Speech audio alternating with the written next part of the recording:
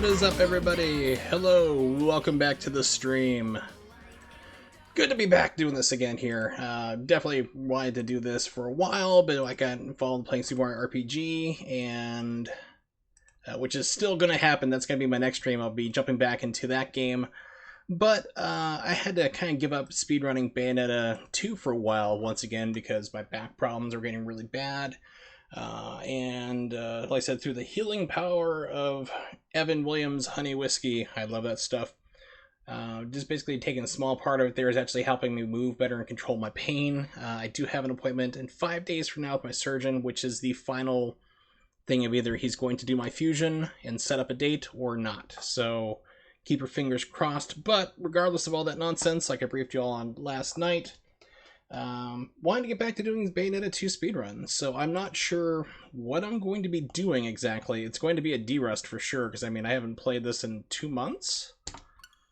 But we'll figure it out. We'll see exactly what I'm going to do. So I have the Bayonetta 2 speedrun site up, like so. And we'll figure it out. We'll figure out exactly what type of run I want to do. I'm not going to do an infinite climax. That's just too crazy. Let's see. Yeah, I really don't remember Ace doing that run. Take a look at like the third climax Bayonetta. I mean, he just crushed it. Like 1 hour, 42 minutes, 49 seconds. But I was the one who verified it, so you know I watched it straight through. It's a crazy run. He had like super awesome RNG on that. Because I mean, there's a couple RNG doesn't play too much in this game, but there's like small little parts that can affect it. And the biggest one is Rodon. Oh my gosh. Yeah, so I think it's chapter 11, I believe it is. I mean, that one is just like super RNG hell.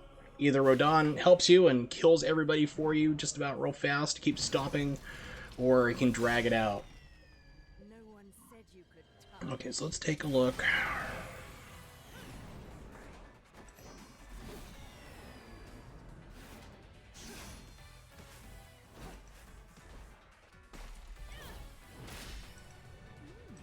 I might do a Rosa second climax run or a normal mode, I'm not sure.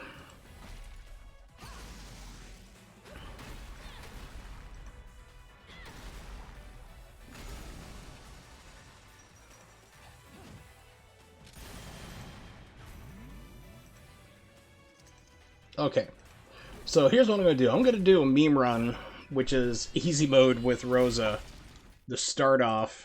And we'll see how it goes after that, because that's a quick run. It's like an hour and a half. It helped me get back in the swing of things. Let me pull up my notes, just in case I don't think I'm going to, but it's been a while since I played this. Like I said, it's mostly just a D-Rust. I'd be very surprised if I get like a really good, viable run out of this, to tell you the truth, but... Alright, here we go. Make sure the notes are where they can be seen if I need to. Alright.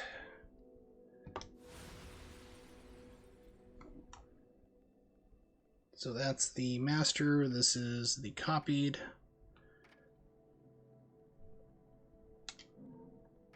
I've been playing a lot of Bloodstained.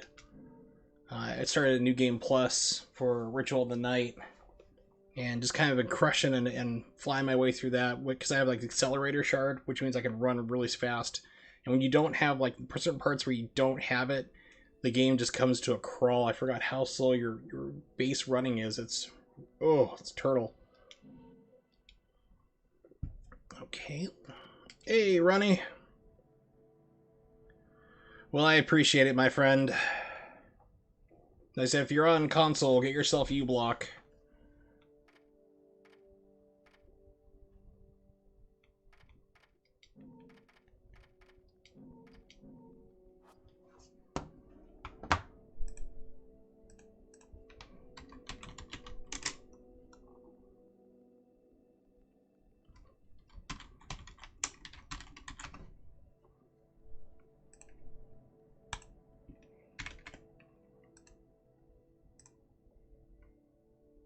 Countdown Vampire. I don't think I ever heard of that one.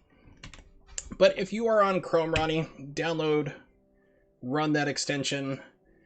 It will block Twitch ads. I mean, that's the biggest thing. It also blocks YouTube ads too. So you know, if you really want to support the YouTube streamer you like, YouTube personality you like, you could turn it off for certain sites if you want to. But I mean, that's gonna stop all the Twitch ads.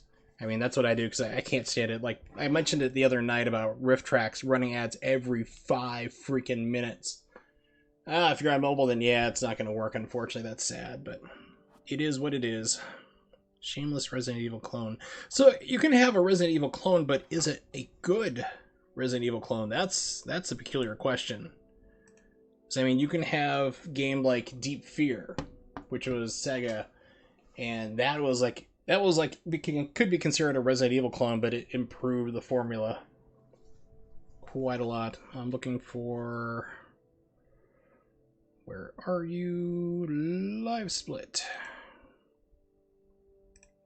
There we go. Okay. And got cut off, moved for whatever reason. Alright, so I'm just doing what's called a meme run, which is Rosa on like first climax. I haven't played this game in like 2 months, so I'm just kind of de-rusting at this point. And it's a fast run too. We're talking like, let's see, what's the time? 1C. I have this under like an hour and a half, so it should be fine. Huh. Ooh, Carrier. Gosh, I haven't played that in a while. Remember people not liking Carrier when it first came out. But time changes most things for people, I found. Okay. Easy. Alright.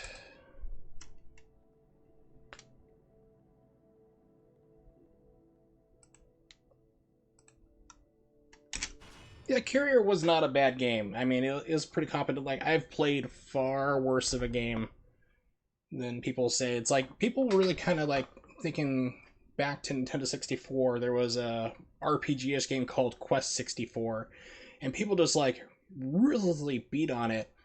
And I didn't play it until it came out in emulator, and yeah, it was fine.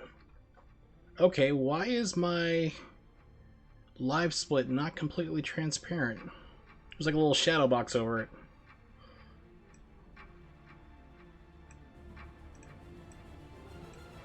Weird. Not sure what's going on with that. I'll have to check that later.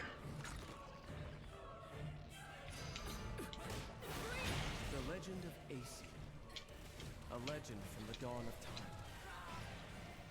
Nobody knows where the world came from. A struggle caused the trinity of realities to be split into 3 realms: light, darkness, and chaos. Obviously, our world was the one born from chaos. The 3 worlds all needed rulers, most of all ours. And the one that ruled I was actually thinking about doing like Bushido Blade one day on for a stream, but it's like, that'd just be like a really fast stream. It's a fun game, I like it, but the fun for that game is definitely in the multiplayer. I mean, like, single player, you can literally speedrun that thing in under 10 minutes. And like, even playing casually through the game, you're going to beat it in probably under 20. Yeah, it's good, but it's super fast. But I mean, multiplayer was where that was at. My brother and I and my friends, we would just play that for hours on end. One time I was staying over at a friend's house back in high school, Clint. He had like a huge like sleepover party type deal, and it was like myself and like 10 other guys. I mean, it was crazy. So we're just like up all night, you know, playing PlayStation and Diablo and other fun stuff, doing nerdy things. Played some Rifts, which is like a D&D but with like a cyberpunk. It's really awesome. But we put in like Bushido Blade, and they were playing Twisted Metal. Like, I think it was Twisted Metal 2 they were playing at first. I was like, whatever. And then like put in Bushido Blade, and that stayed on in the PlayStation for like probably a good 8 hours.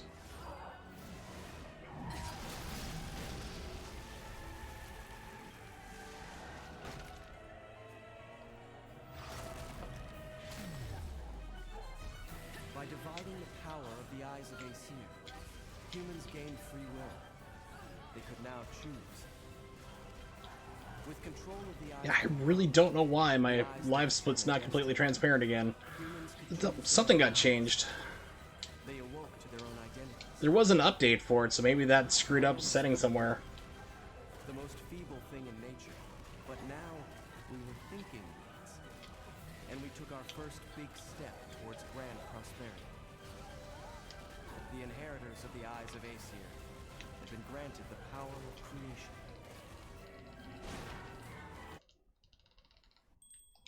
This would be like a 30. Yeah, almost. Is it no biggie, just more of a D-rust, getting used to it again. Yeah, that's pretty crazy, especially if you said like you got them like they're compressed for PSP size, then yeah, that's gonna be like huge. I mean, you can put a lot more on there. And I think it was I'm trying to think like MLG's channel. I can't remember the guy's name, like with the channel name specifically, but he does a lot of mod work. He pointed out today on Twitter, he's like, you know, you can buy a PlayStation Classic now for $20 or $25 at Best Buy.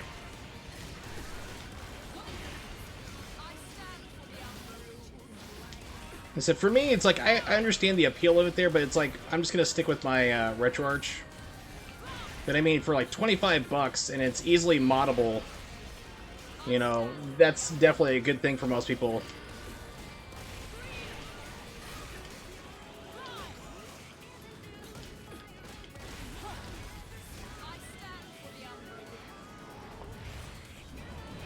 Wow. So do you get like a 64 USB? 64 gig?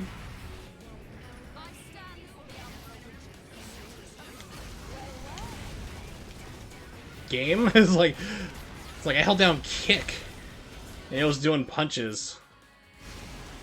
Okay, what the hell's going on? Yeah, let me... Because I turned off the Umbran Climax and it threw it back on immediately. I hit a kick and it came out punches, so something's going on with my controller. I forgot that this was screwing up. Let's see, system settings.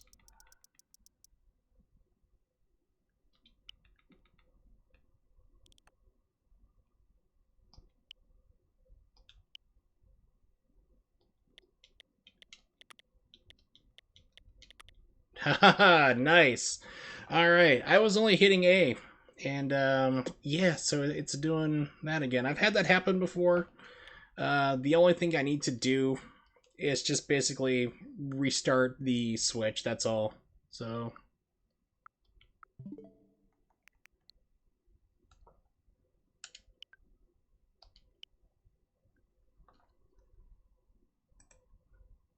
Okay. I'm gonna do a full power down. No, yeah, this is just gonna do sleep. Don't want to do that.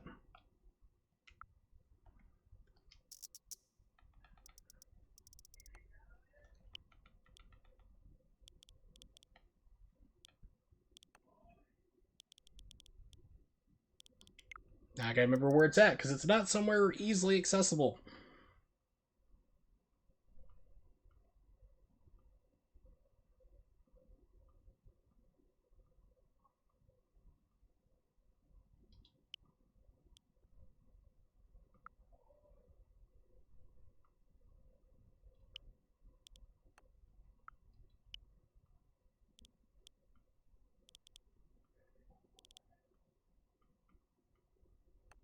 Yeah, so it's like, where the hell is the power settings?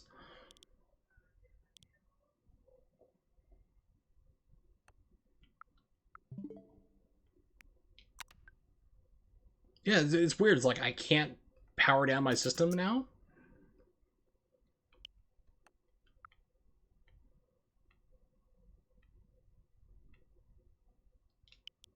Not gonna be in internet, data management. Not gonna be in here either. I'm just going through everything looking for it.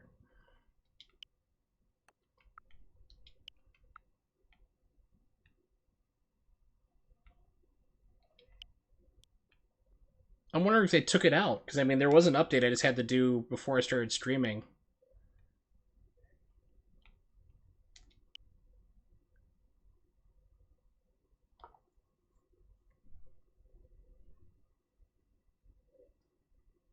Isn't this a fun, amazing stream? Controller screws up right away, kills that run real fast. searching for the damn power button to turn it off, and that seems to be impossible, but we'll figure it out. If not, I'll just unplug it and kill it the old-fashioned way. Yes, the best stream. How's original stream? Well, he got I had a botched run. The poor pro controller started glitching and updated his controllers. That was amazing too. I mean, just wanted to make sure for that, and then searched for a while for the power button, which is seemingly removed from my options.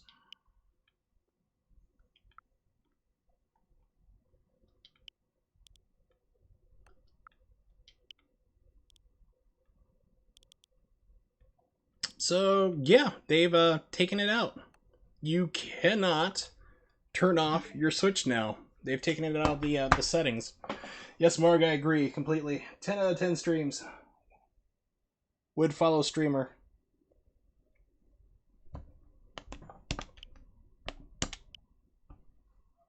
Yeah, so now you have to actually go up to the Switch itself, which is like not hard. It's like less than a foot away from me. You just have to bend down. And then hold the power that way.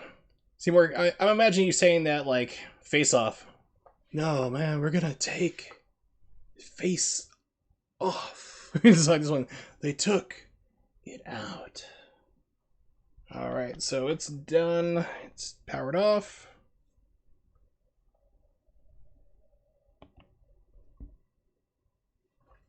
It's refusing to turn back on. Have to manually turn it on.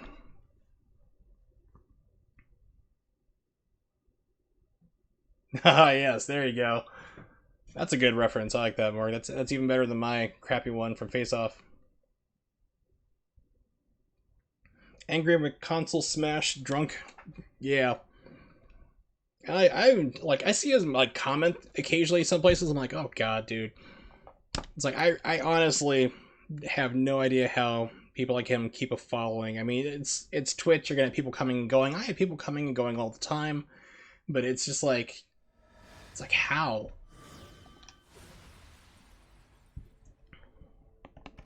Okay, so let's try this again. Hopefully everything is working now. Let's do a button check for that. System settings, controllers and sensors. Like you try to tap it to like to go up and down. It's like nope. We want to slowly scroll the screen. It's like go faster. Nintendo really needs to do that. Kick it up. Like just have everything go. Okay, just hitting A.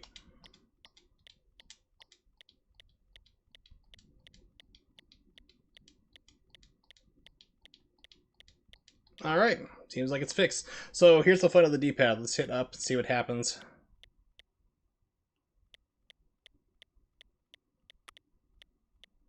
Oh, it's actually not giving me alternate presses. That's nice.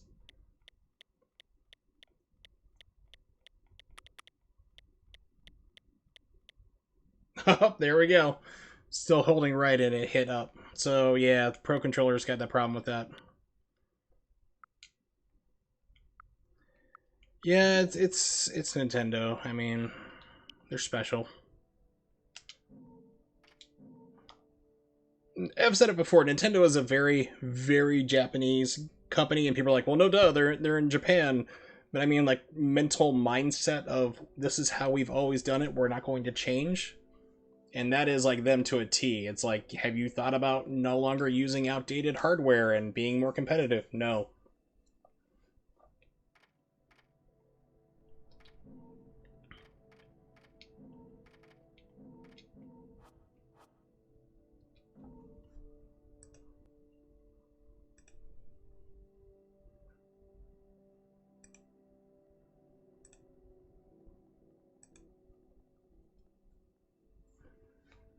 And for me, I mean, it seems like the Switch is a little bit different finally in this aspect, but with Nintendo systems in the past, with the exception of the Super Nintendo, the original Nintendo itself, it's like Nintendo 64, GameCube, Wii U.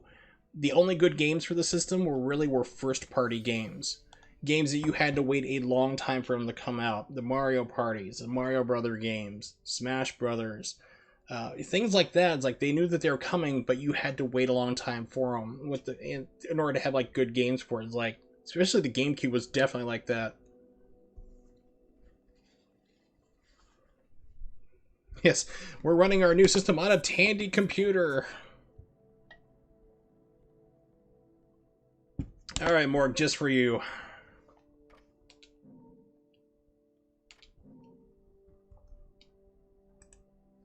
And recording. There we go. And all right. So I am derusting with like the hardest character to play with in the game. Sure, why not?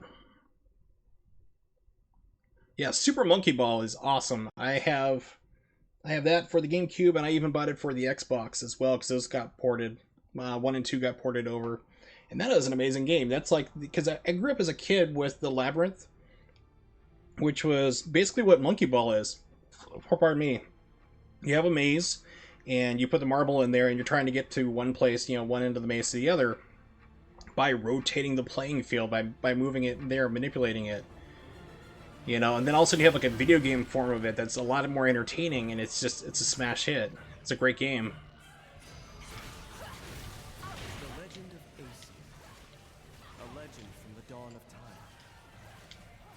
Nobody knows where the world came from. A struggle caused the trinity of realities to be split into 3 realms: light, darkness, Jean-Jean-Cam. Jean-Jean-Cam. Obviously, our world was the one born from chaos. I don't know what accent that was, and I'm not going to try to figure it out. Most of all, ours. And the one that But I mean, like, the Wii was like nothing but shovelware. The Wii U is pretty much the same way, just about. I mean, you have some decent games where like every system's going to have some good games for it. Even the Jaguar, had some good games for it. They were few and far between. Not everything could be Trevor McFur. I'm sorry, that game was just so high up on the list of amazing Jaguar games. Aesir spent the first eternity quietly looking upon the earth. But it's just like the Wii and Wii U were just, shovel systems. And then I'm finding funny with the Switch is that for a good chunk of time, it seems like it's finally calmed down. The Switch was just basically like they're deporting all these Wii U games over. They're like, hey, we actually have an install base for the Switch this time versus the Wii U, so, they're releasing games that are just ported over from the Wii U, and of course the Switch is just basically the Wii U 2. I mean, that's all it is.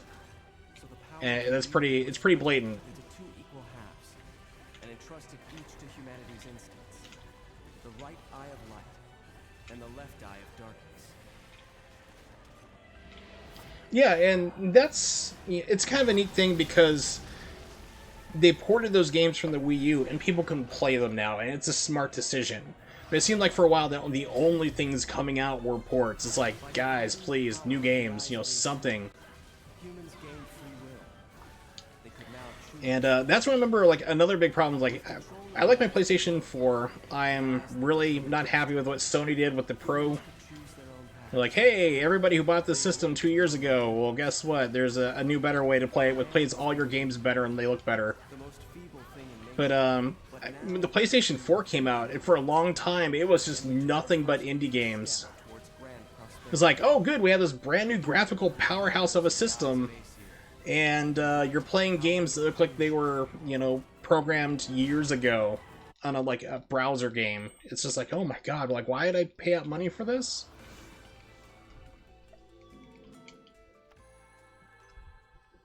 Yeah, Bayonetta, I'm very happy got ported over. I mean, not only because I'm playing it now and I'm a Bayonetta fan, but I mean, it plays a lot better.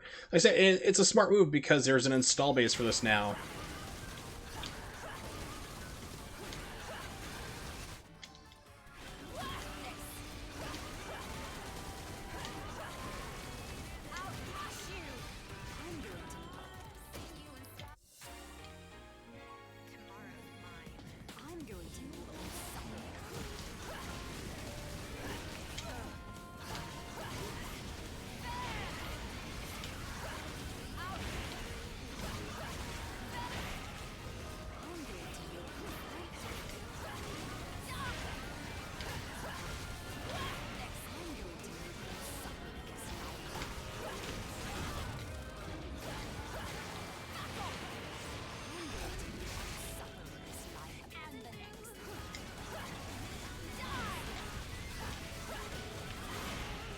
Well, E3 was a major crushing blow, because, I mean, everyone was expecting Bayonetta 3 to be shown something, and it was still nothing again.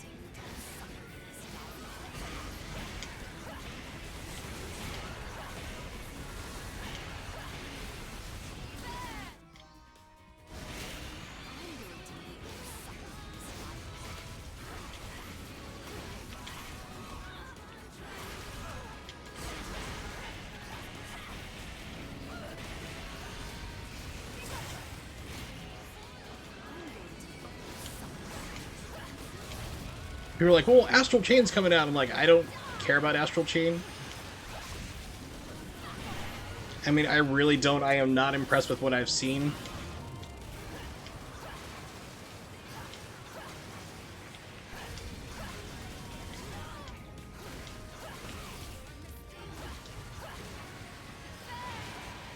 Oh, this could be a problem.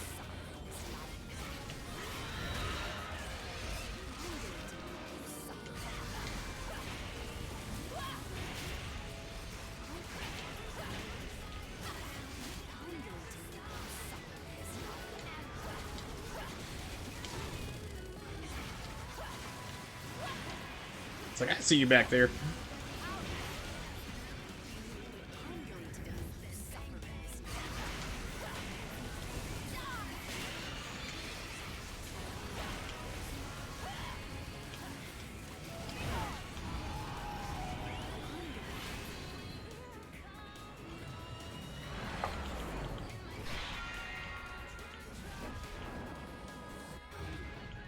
Oh, yeah. It is great. Actually, I started up the Morgon doing a New Game Plus run. And it's like, it's a lot of fun. I mean, there is a lot of things you can do in that game. It is Symphony of the Night.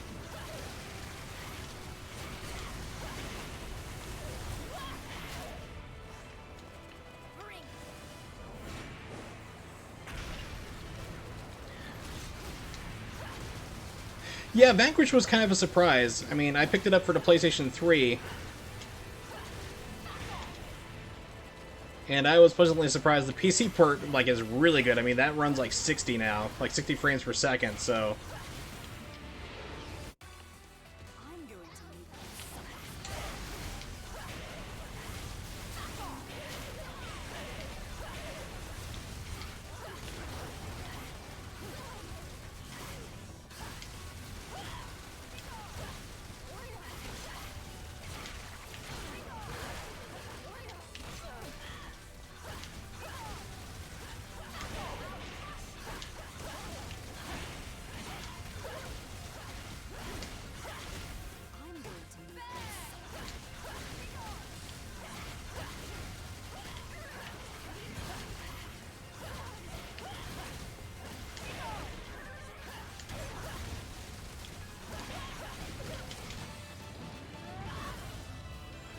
Yeah, same thing with, like, with Vanquish, that I've talked to people who didn't like it, is that, you know, I ask them, like, how did they play it?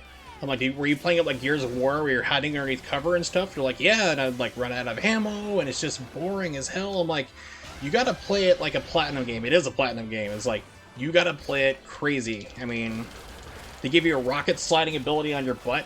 You know, it's like, you're supposed to be sliding into combat, bouncing off of people, doing all sorts of crazy nonsense. Like, that's where the game is supposed to be played and why it becomes fun. And then after they try that, they're like, oh yeah, this is much better. It's like, yeah, I agree.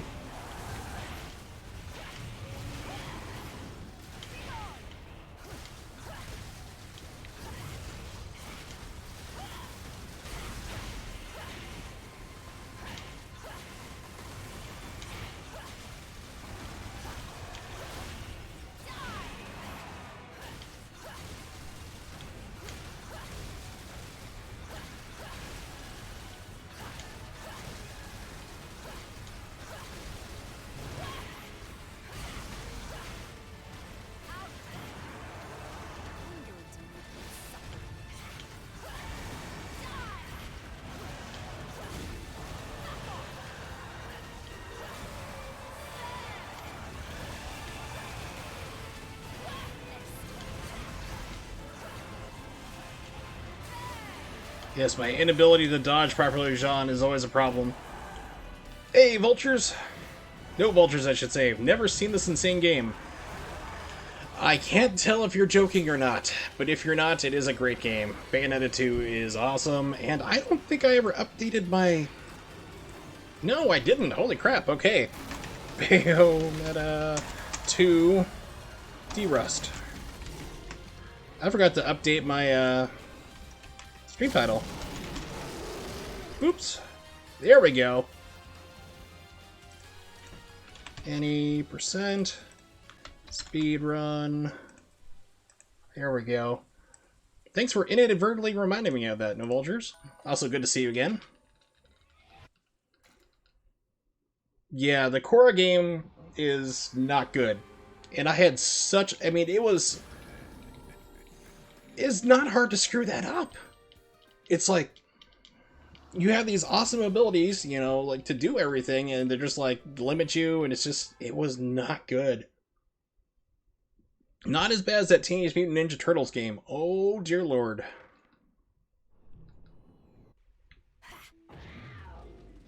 It was a turd and a half. It was turd in the half shell.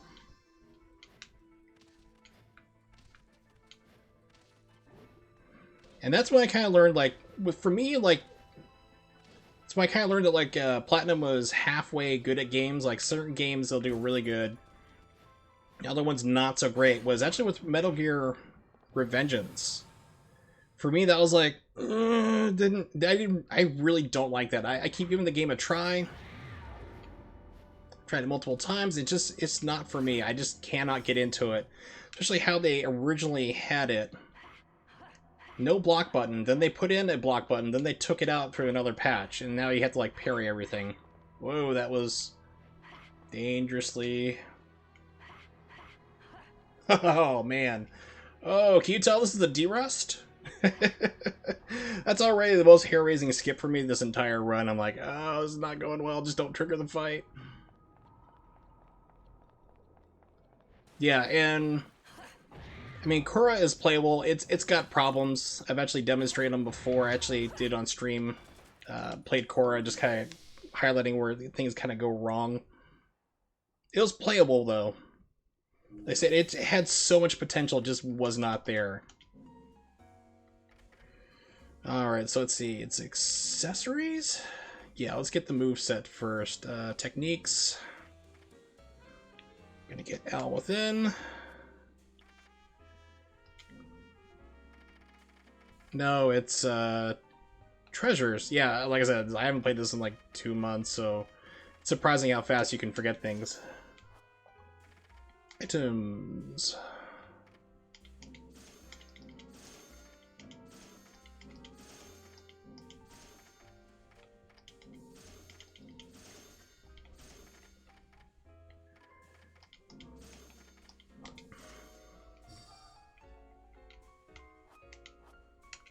I mean, Korra was also like a property that just got screwed over hardcore by Nickelodeon, which is insane. They had like a known moneymaker on their hands, and they just basically they went like full Fox treatment on it, basically. Oh, we have this popular show people really like and are highly anticipating it. Yeah, we don't know what we're gonna do. Well, we cancel it or screw it around. Let's move the time slots around. Let's have Season 3 be online only. People are anticipating the series. Let's make sure that instead of having the same thing where she has to learn all her abilities, she knows 3 out of 4 immediately off the bat. And only give it 1 season, which is true. It's like Legend of Korra was supposed to only be 1 season. And after they had like a huge rating smash because they finally realized, oh yeah, people love this series, that they finally went around and gave it a full like write-up, like, okay, let's do a season 2, but at that point they had already screwed themselves.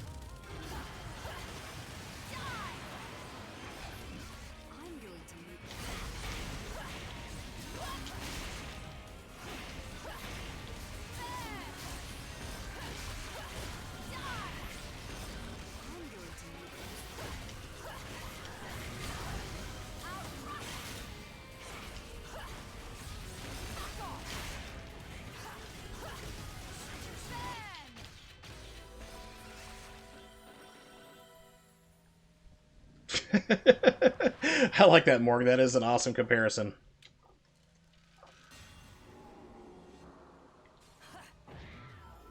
You've impressed me.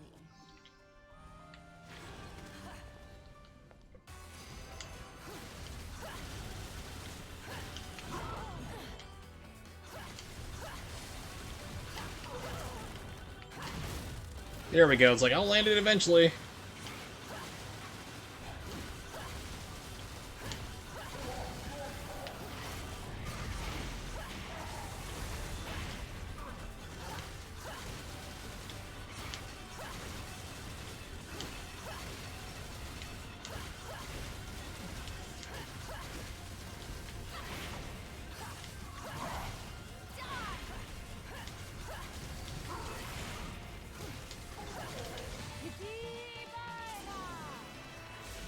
Yeah, but I mean, like I said, the worst platinum game I have ever played, hands down, was Teenage Mutant Ninja Turtles. So, I mean, that was just... I don't know how you screw it up that bad. I mean, it's hard to describe it. It's something you have to play. Which, never spend money on it. It is on PC. And I'm going to actively tell you to pirate that game, because it is just... it is not good.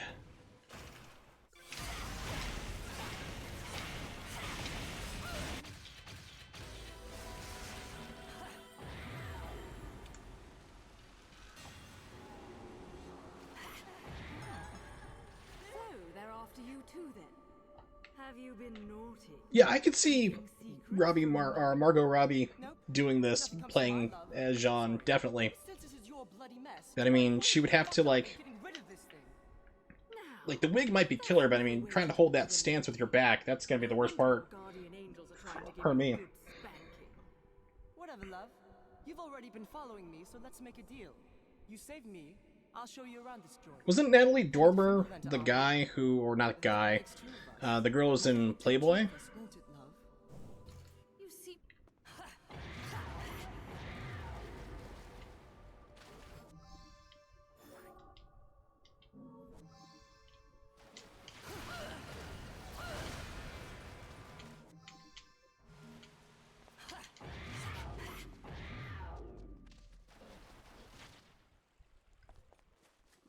Oh, I've never seen Game of Thrones, so...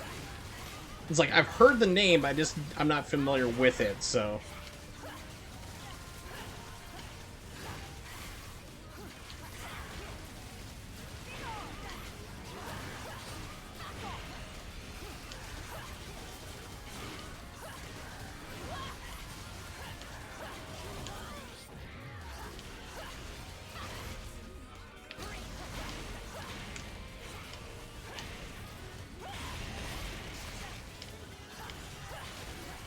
Oh, this is going horribly.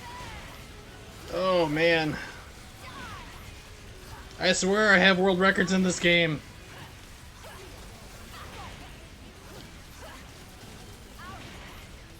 I'm going to make you suffer in this life and the next.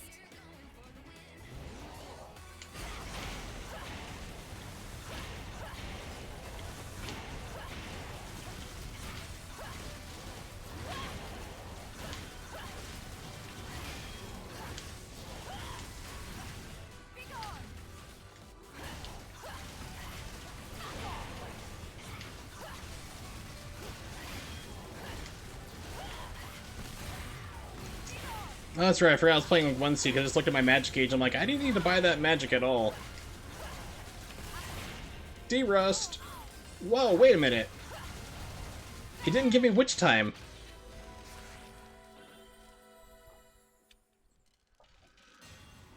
It's like everything's slowed for it. They just, like, fell right on top of me. Try to keep up. Oh, this fight's gonna be killer with me not dodging well.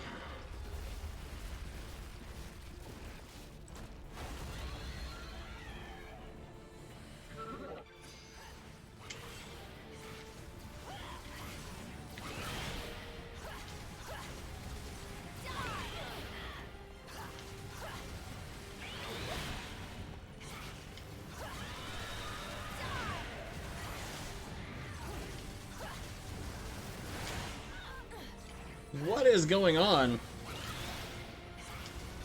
Said like, oh, Christopher Walken-ish. What is going on? All these things. You know, John has the moves. Holding the vowels. Like a witch.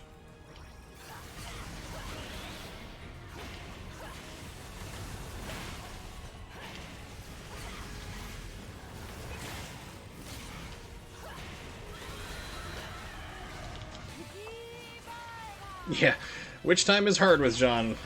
But I'm playing her just for you, Morg. It's all for you, Morg. Jumps out window, realizes it's on first floor, dusts self off.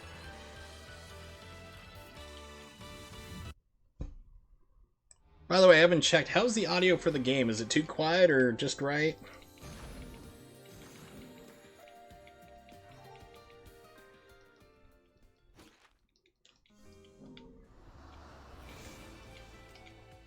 Yeah, I think Jean has the Jean-Luc Picard syndrome. It's like, I'm French with a British accent. I stake my honor as an Umbra.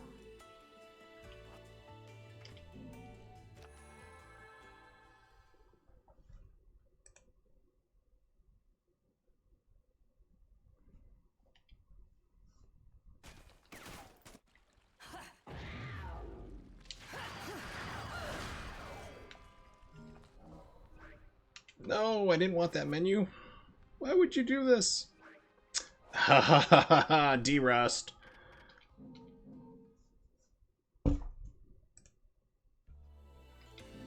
D-Rusting is, I swear, is like the most painful thing for speedrunning. Being a one-trick pony for a game myself, it's like, you forget some things, you're like, oh man, I used to have this down pat, and now it's just like, you just forget the most basic things until you get it going again.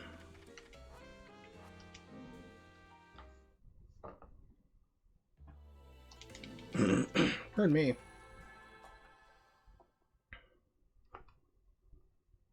What really kind of throws me off is like when you hear like people like John Boyega, like I did not know was British at all until like, because first time I'd only seen him was in the Star Wars film.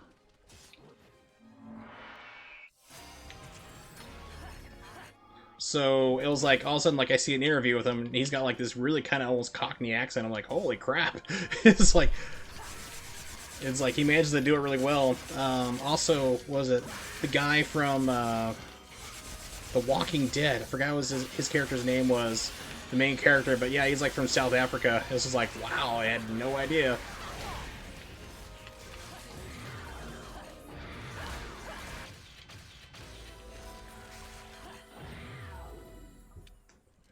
Yeah, it's like, it's kind of funny. It's like, they can do, like, some actors can do some amazing American accents. And then it's like, and then we try to do something else, like another foreign accent, it's like lambasted by everybody. It's like, Where did you learn that? famously, like, Michael Myers doing Shrek. It's like, whoa. To pull off something like that. Come on, love. I'm not sure what accent he was trying to do, Irish or Scottish, but it was neither. All right. It seems I can control the remembrance of time. That's a big deal here. It seems. I mean, no. Yeah, exactly. It's like, why does he have to be American? But, well, I mean, if you've listened to his actual natural speaking voice, it's like, it's pretty hardcore. It is like very British. And he's like, oi, he's got that like, he's got that really thick Cockney accent going. So I mean, that might be one of the reasons why they're like, okay, just kind of keep it like that anyway. But I mean, with Star Wars, they've always had British accents. 'Cause, I mean, they film it in Pinewood Studios in London, in England. So I mean, it's like, not only was the Star Wars universe for the longest time very white, but also like all of them had British accents.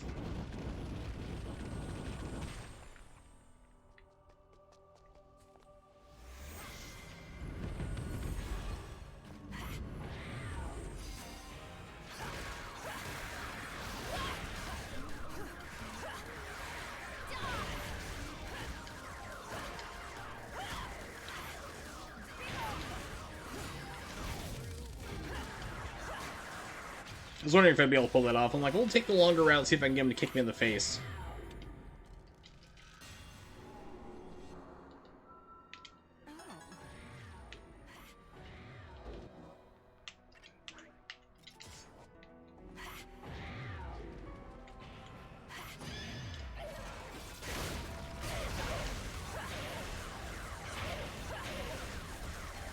Man, the game is pushing me back hard.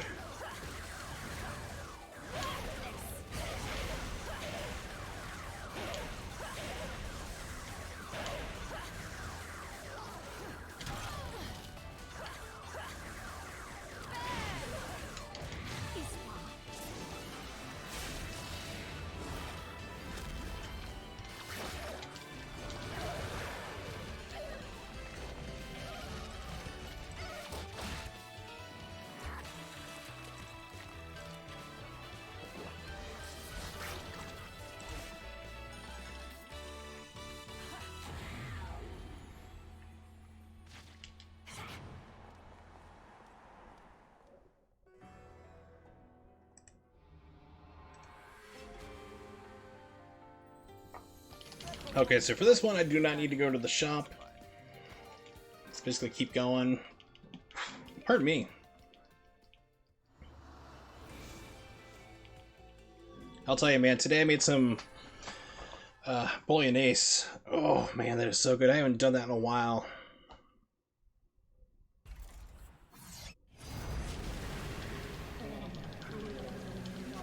Alright, so basically, I want to try to avoid dodging with Jean, and it's always a guarantee that I'm going to nail like every single dodge with the witch time in this chapter. It always seems to work out that way for me. Well, except for that was not intentional. That was me just not paying attention. That was stupidity.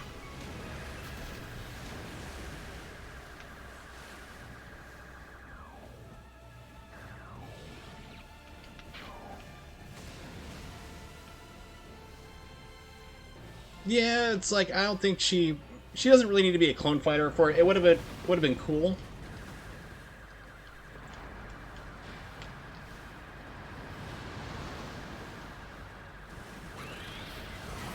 Hey, all right, cool.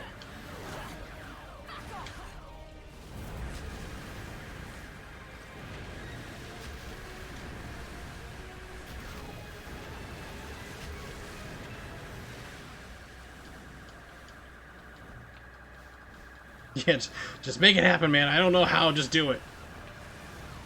It's like B one time told me. She's like, yeah, I took some surfing lessons once, but we didn't have like the whole advanced thing about, you know, water tornado and shooting guns constantly.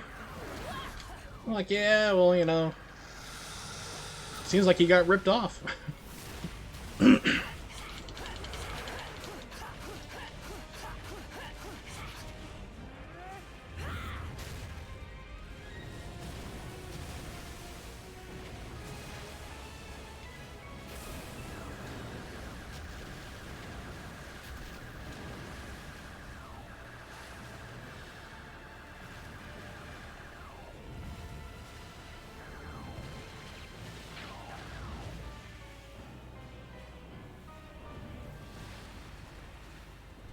And that's even more impressive. Be able to like fly a plane by standing on it. I'm presuming she's like pushing it like with her feet too. You know, like kind of like a surfboard type mechanic or skiing mechanic. Actually, would be more accurate.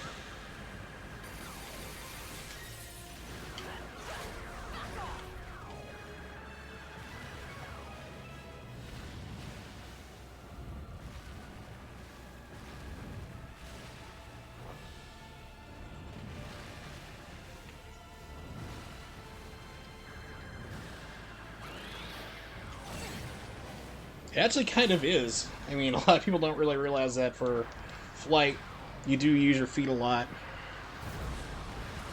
Some minor steering is done with the foot. But the trickiest thing of all is actually flying helicopters, which is, if you can play the drums, you have a leg up in learning how to fly a helicopter. Because you have to be able to use all of your limbs independently from each other.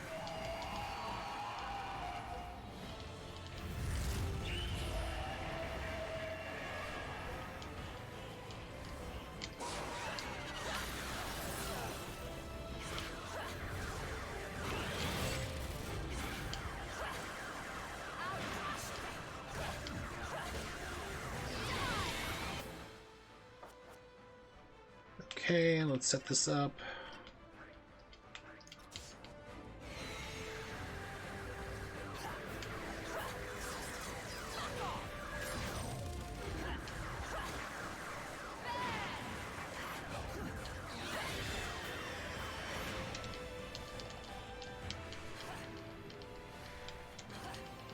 The worst helicopter flight mechanics I've ever seen was the Battlefield game, Bad Company 2. Oh my lord, that is like some disastrous. It's like very few people could fly those things. Like Battlefield 4 got a little bit better, but I mean it was still horrendous. You could just be hovering and not touch anything, and all of a sudden you just go flying like these crash.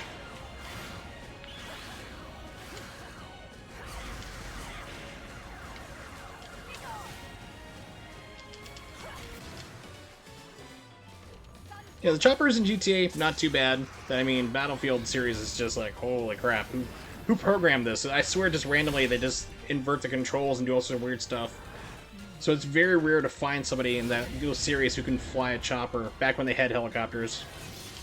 Back before they were changing around World War II to include people who did not. Like robotic armed people wearing cricket bats and a French guy with a samurai sword. Oh yeah, Saints Row was a lot of fun. I mean, they copied that GTA formula perfectly and just made it simple. It's like you can do cool things without really having to try too hard.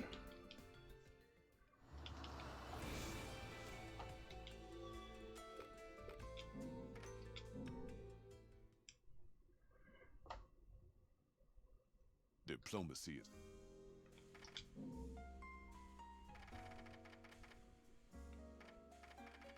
Oh, that's right, I had an extra red from earlier. Neat! Wasted store trip.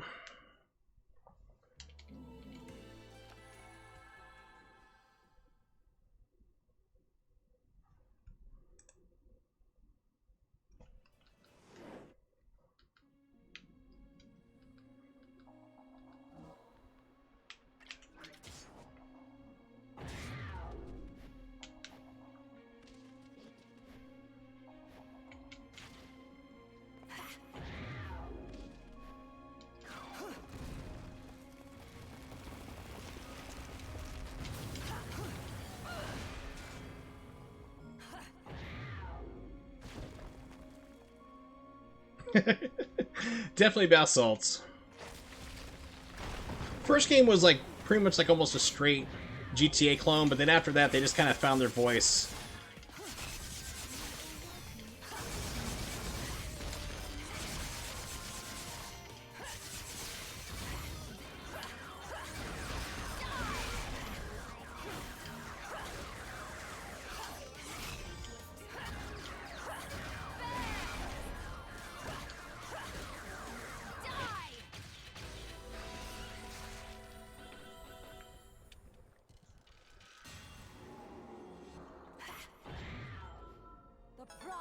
Yeah, I think like GTA 3 was like the one I had like the most fun with.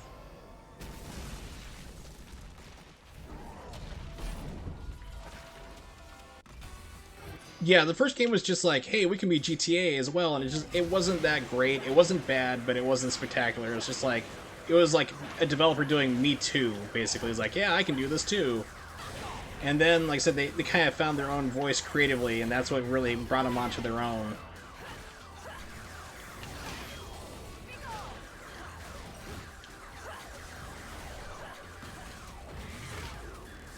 There's also one, I can't remember what it was, but it's like, it was a GTA, it was a Saints Row game, but it was like, you're like super powered, like it's like the Matrix, kind of like there, and aliens invade and all sorts of crazy stuff. That was also awesome too. Hey, Nimics! Yeah, this is like a very, very rusty D-Rust. Was like the hardest character to play. All because Morg wanted me to play as Jean, so I'm like, yeah, why not? It's all good. Yeah, so like what? Okay, that's what it was. Number 4. Yeah, so 4 was like, okay, you did everything crazy. You can't really go anywhere from that point.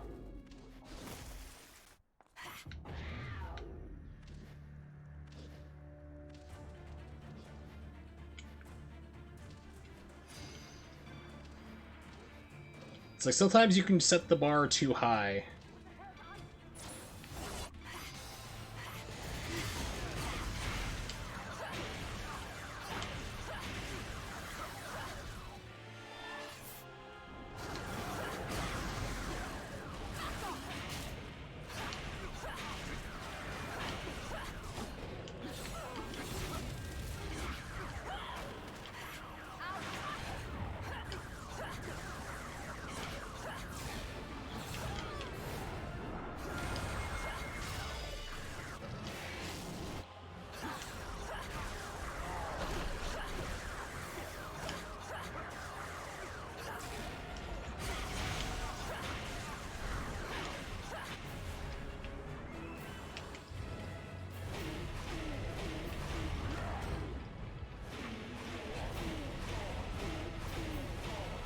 Why am I doing so little damage?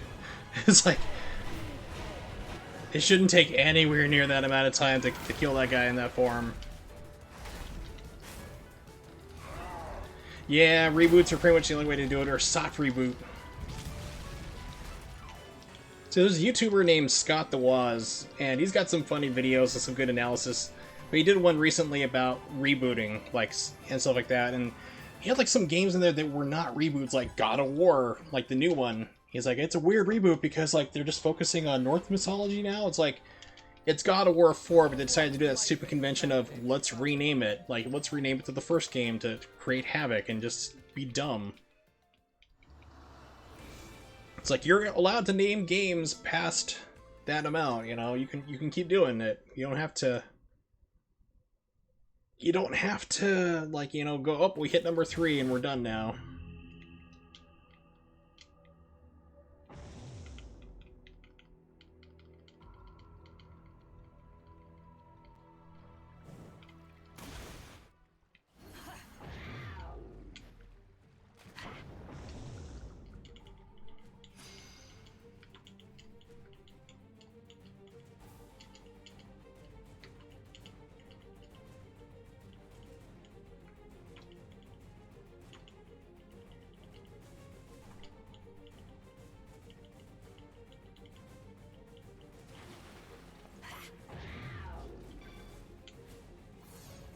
Not too far. Not too bad, though.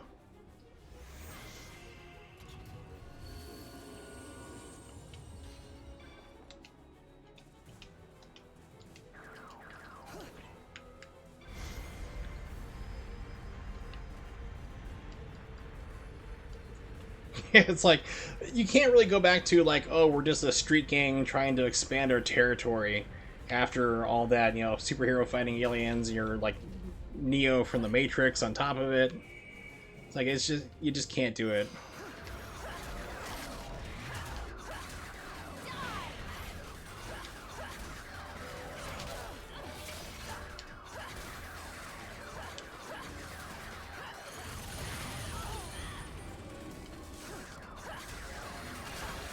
I mean, you can, but no one's gonna really care.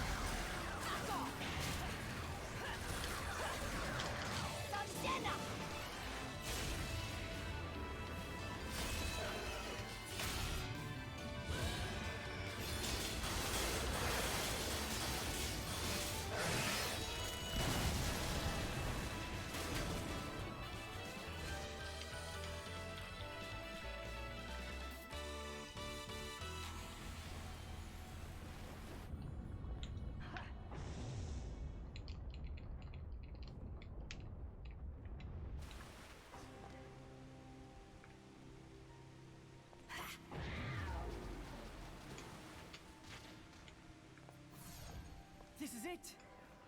The bridge to the heavens should be right above us. Are you sure? Not really. Not really, huh? But you're right.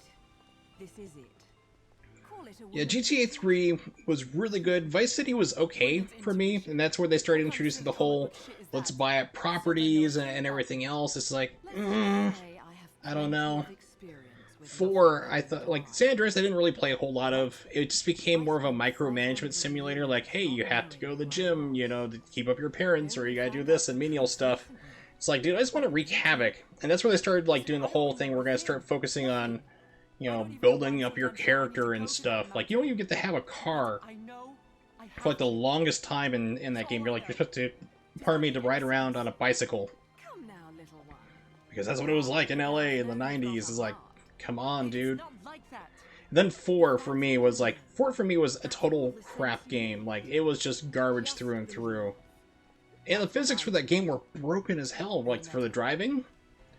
It's like you would try to take a corner and your car would, like, you would lock up. You just keep going straight. You could hit the brakes, it didn't matter. It'd lock up your car and just keep going. And then all of a sudden you have to do all these missions where, hey, guess what? You need to be able to follow and chase this person down in a car. It's like, it's not going to happen.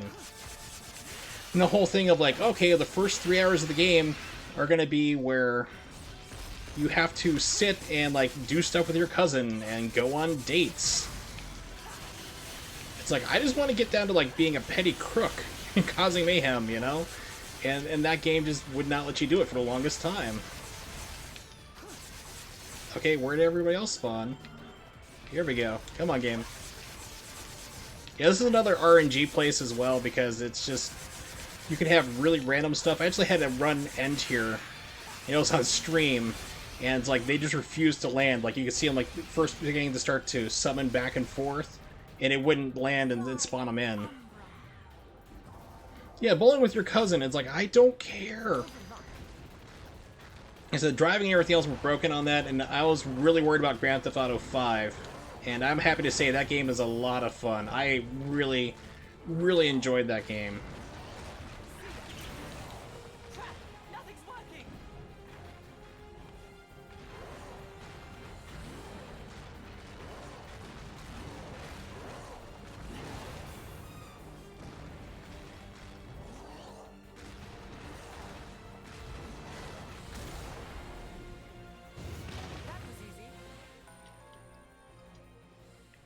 Just do something about that.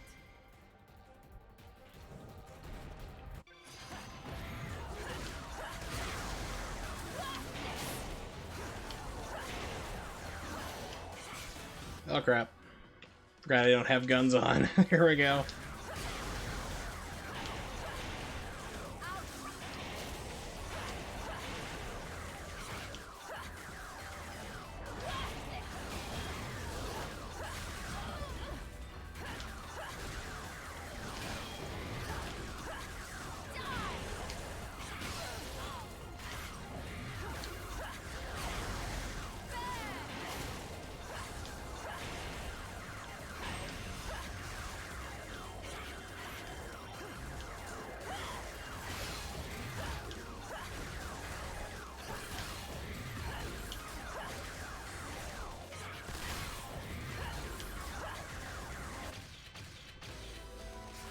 Hey Roman, let's go bowling. It's like, I want to run people over.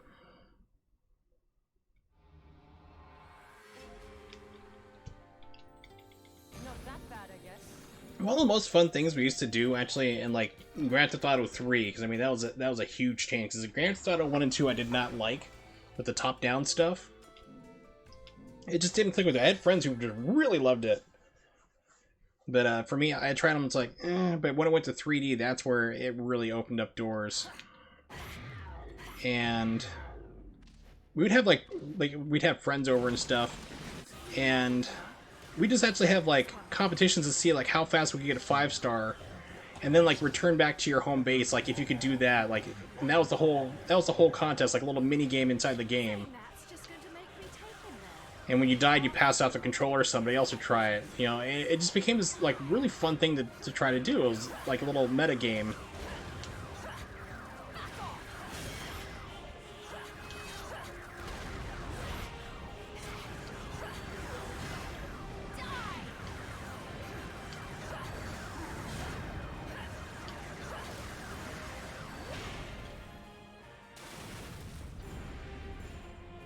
And then, like, later on, like, the games, it got kind of hard to do things like that nature, like to go through and kind of make your own little meta games. It's like, oh, well, we've locked away the ability to get 5-star ratings until, like, you've gotten to this part of the game. It's like, I just want to be able to go, like, crazy enough to get to that point where I can get it straight at the start if I wanted to. I don't think you'll be able to get him. Oh yeah, I don't blame you for that. I mean, for anybody, it was a popular game.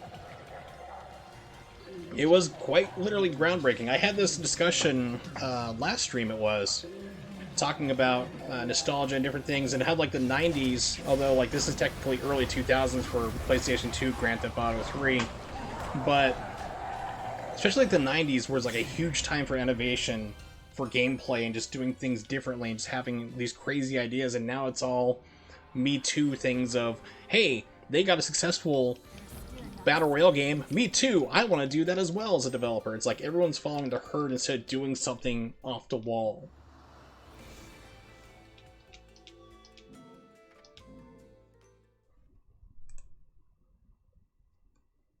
Hey, gimme.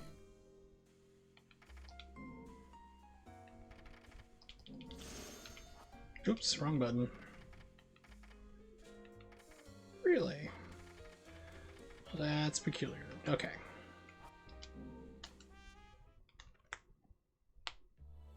Oh yeah. It's like a lot of people don't realize, especially like retail and things like that in stores, especially retail, profit margins are ridiculously thin. So when people like try to justify stealing, like shoplifting from places like Walmart or GameStop, you know, if they had the ability to get all the games that are not inside the game carts, you know, it's like the stores would be making like a 1% if you're lucky commission off that. Like everything else is like it's not going to them. It's like you don't make a whole lot of money on stuff like that. Game, where are you going? I'm not sure where the game was trying to put me there.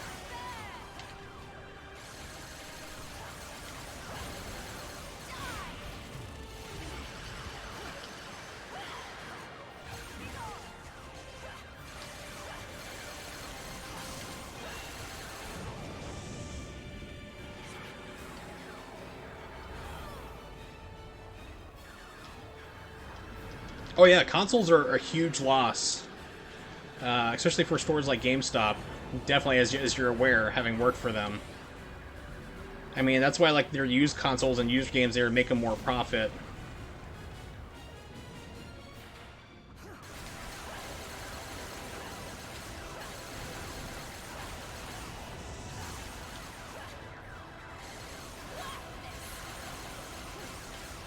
I'm getting some funky camera angles.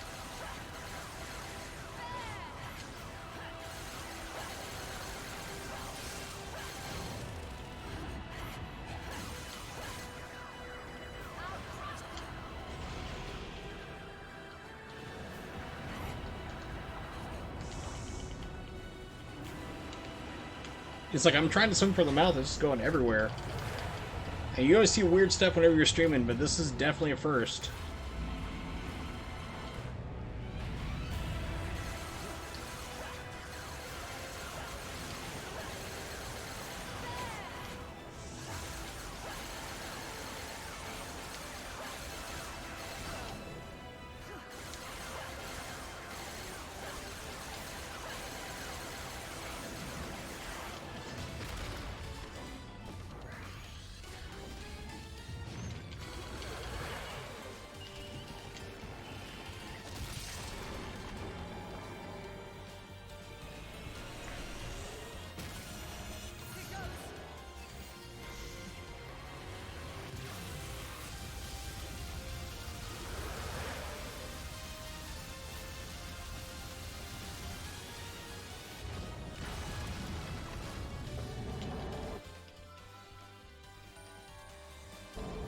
Okay, get ready to go into the belly of the beast.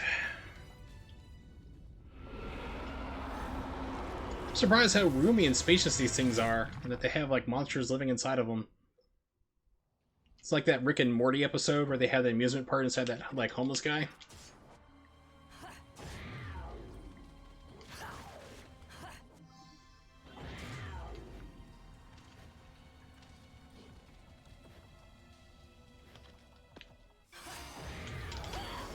Game, come on. It's like a grab shot torture attack is like, no. No torture attack for you. That did almost nothing.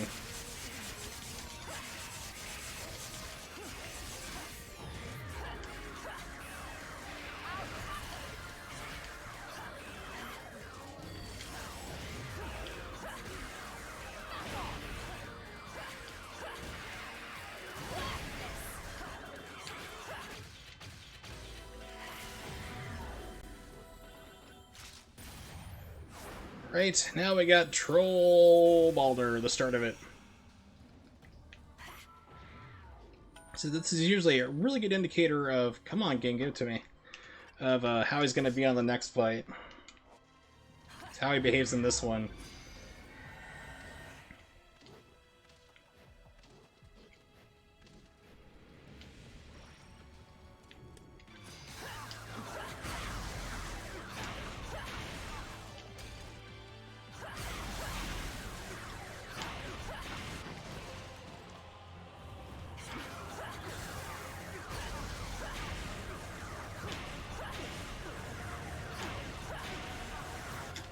There we go. Pretty good. Alright.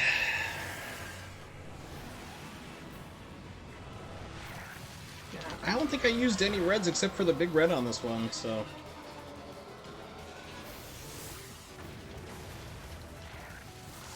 But now we get to start collecting hammer pieces. And that's where you get to have some crazy fun.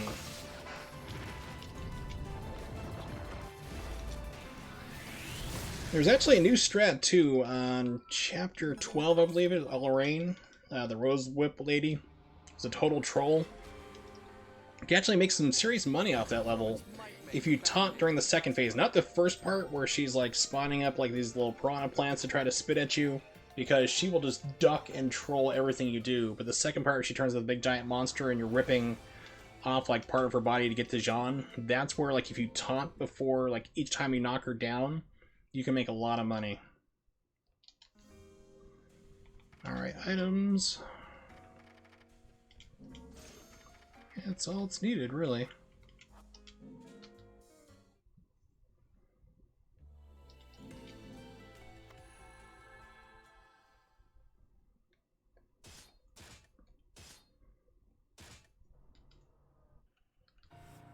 Try to keep up. Slow down, will you?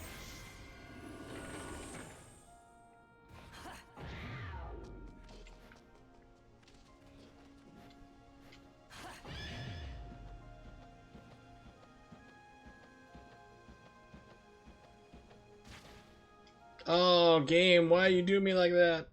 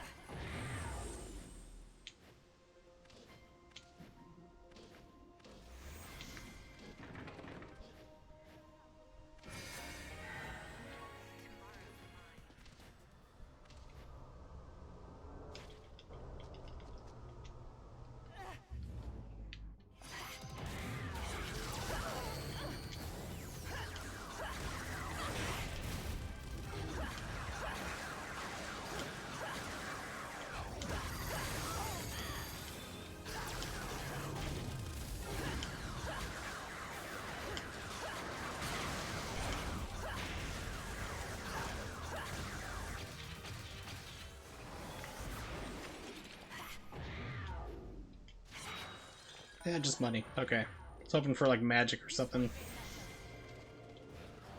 Try to keep up. It needs something to open it.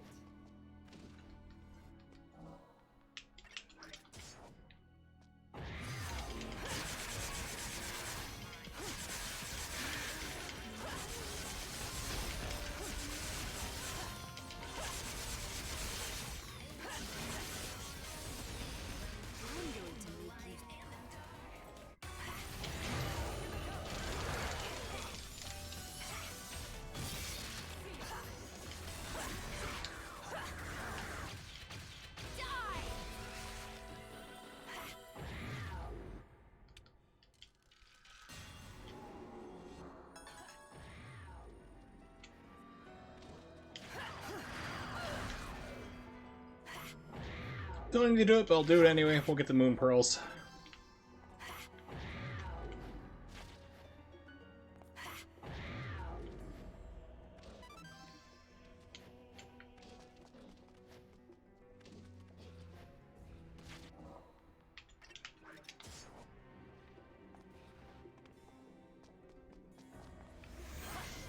Try to keep up.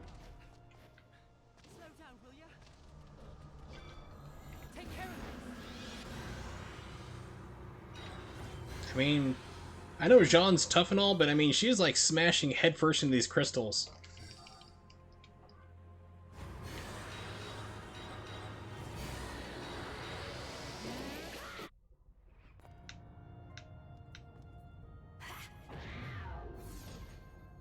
Right then.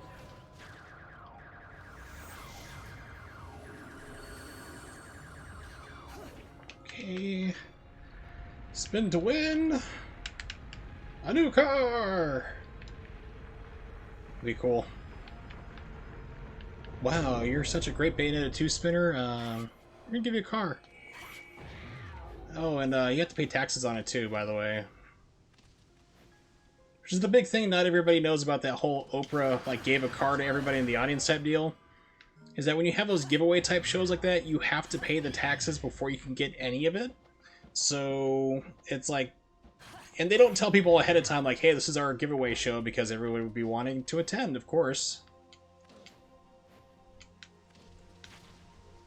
But the taxes for the entire episode for like having to buy a new car and everything were like literally, I think it was like no, it was about $7,000. I think the last time I looked it up.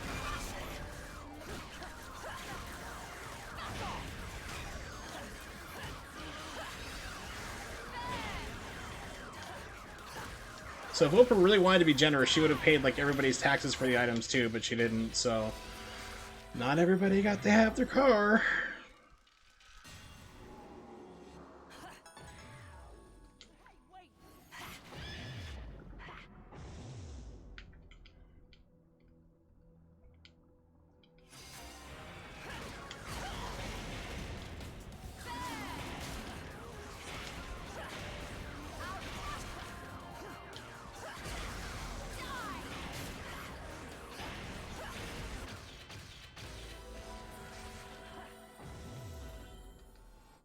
The pride of the Umbra.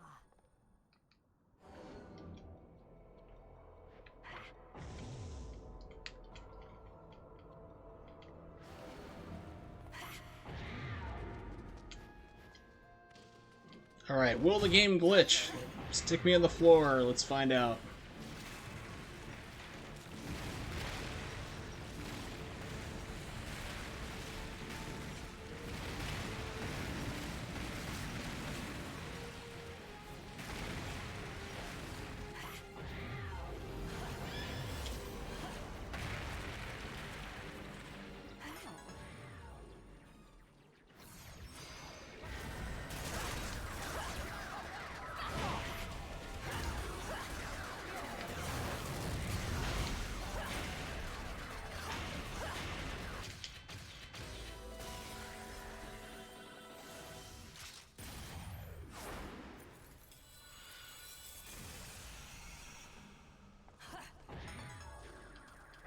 Hey, T. Wallace. Yeah. Well, there's actually a guy who's going to be putting in for Bayonetta 2. I'm not sure if he's doing for AGDQ or the upcoming one during like TwitchCon for like only 2 days.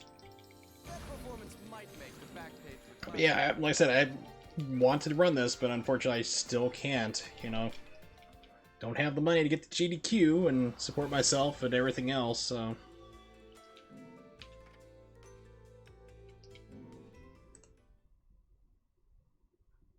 I wish so. I mean, that's been my goal since, like, I got good at this game, you know, like, I was like, oh, I can actually do this. I can actually speedrun this game and be decent at it. Has been wanting to get this into GDQ, and just the stars did not align for me. Those stars went supernova instead. Yeah, it's just one. One person got, like, temp banned type deal, but I mean, it's like... I can understand why. I mean, if you're saying things like that, you know, like, even though it wasn't during the event and you're saying things like that recently, yeah. And even though, like, it's kind of funny because, like, nobody did the research on the guy. Like, hey, he's a SpongeBob Bikini Bottom runner. Let's bring him because the remake's coming out of that. And people are hyped up for it. And then, like, no one thought to look like, oh, have we checked out his previous streams or just Googled him? And, like, go, oh... He's been saying some things which are not very in line with what we believe. So we're like, yeah, so they pulled his run, and then told him he couldn't submit anything for another year, which is understandable. Nah, it's basically... It's just a fight in a bar somewhere, and nobody got banned for that. Wasn't during there, it was all alleged, so... No one has proof of it there, it's all hearsay, but it wasn't during the event itself, so it's fine. But yeah, there's only one person who basically got like a soft ban. And that was the runner I was just talking about a moment ago. I just quietly removed him off of the I'm going to make you suffer on the this. roster.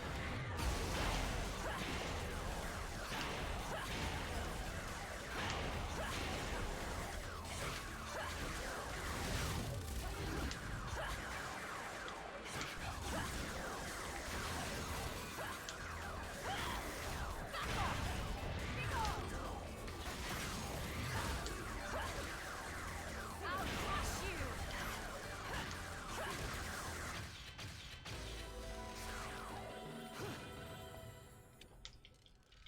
No, I thought about it. It's like ESA might be fun, but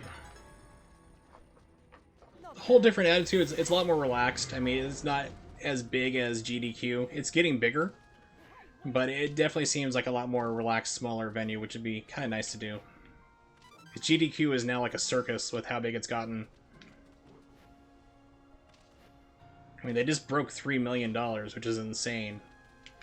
Yellow Killer Bee was actually on the Hotfix, which is like Games Done Quick's little podcast, and they were talking about the event and stuff, and everything leading up to like the $3 million total.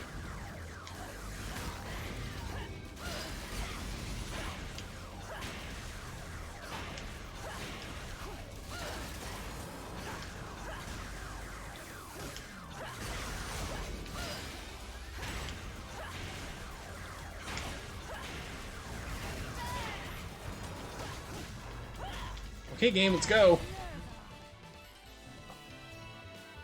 Yeah, been to Sweden before. I told you, Amsterdam is a lot more fun.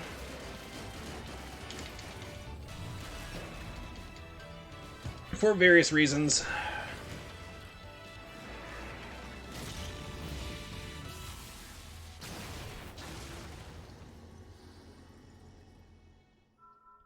You've impressed me. Alright, Poncho Man.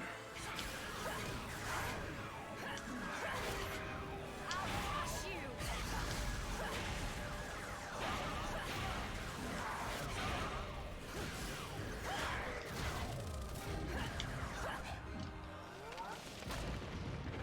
Why? Because I have the Star Fox costume on, which gives you ears and the tail, as well as your guns being replaced with R-Wings. It's a neat little touch,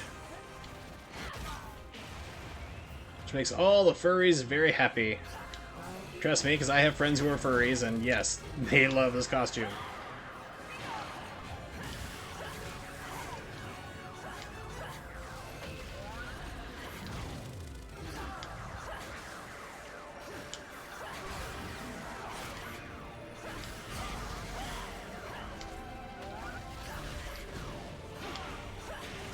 It's like, please hold still. Whoa, okay, that dropped my input.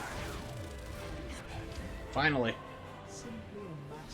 No, sadly no one yells do a barrel roll, which would have been a perfect, like a little Easter egg or addition into the last level of the game where you're flying in the R-Wing. That would have been perfect, but nope. No one thought to do it. Performance might make the back page of the classified. Or they were told by Nintendo, no, you can't do it. I'm not sure.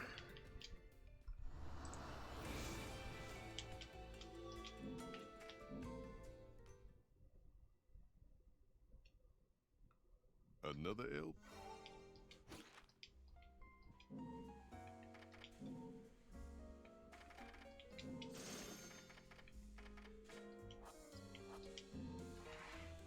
Alright, it's hammer time. Parachute pants not required.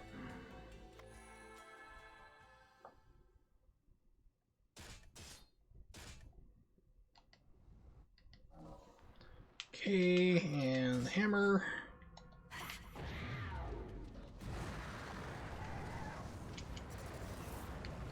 Oh no! Ooh, baby heads meatballs. That's what my brother calls them. I made bolognese tonight. So yes, I too had spaghetti as well, and it was very good. Because when you cook down a sauce for like 3 hours, it's all good.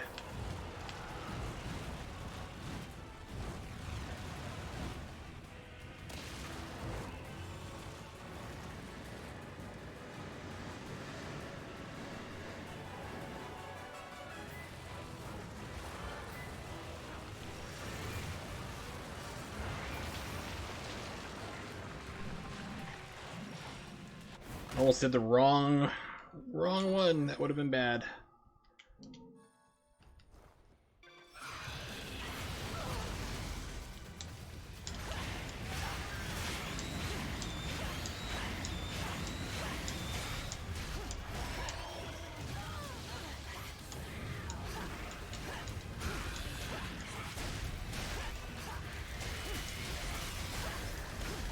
Quit trolling.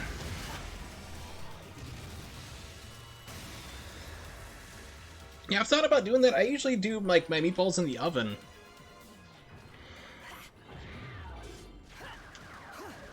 You know, for that reason there, like, I used to make them like really big, but now I have like a kind of large ice cream scoop. I do it that way. They're still pretty big for meatballs. And I cook them up that way. Like, my meatballs usually are around, I want to say about 3.5 to 4 ounces each.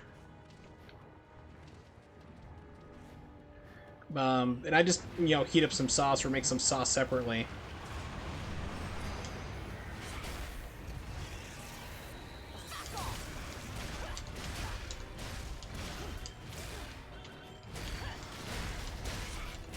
And some input drops.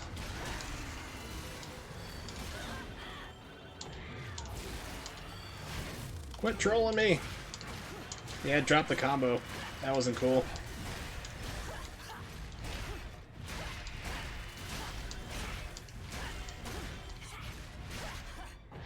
Yeah, I'm getting like some weird input drops.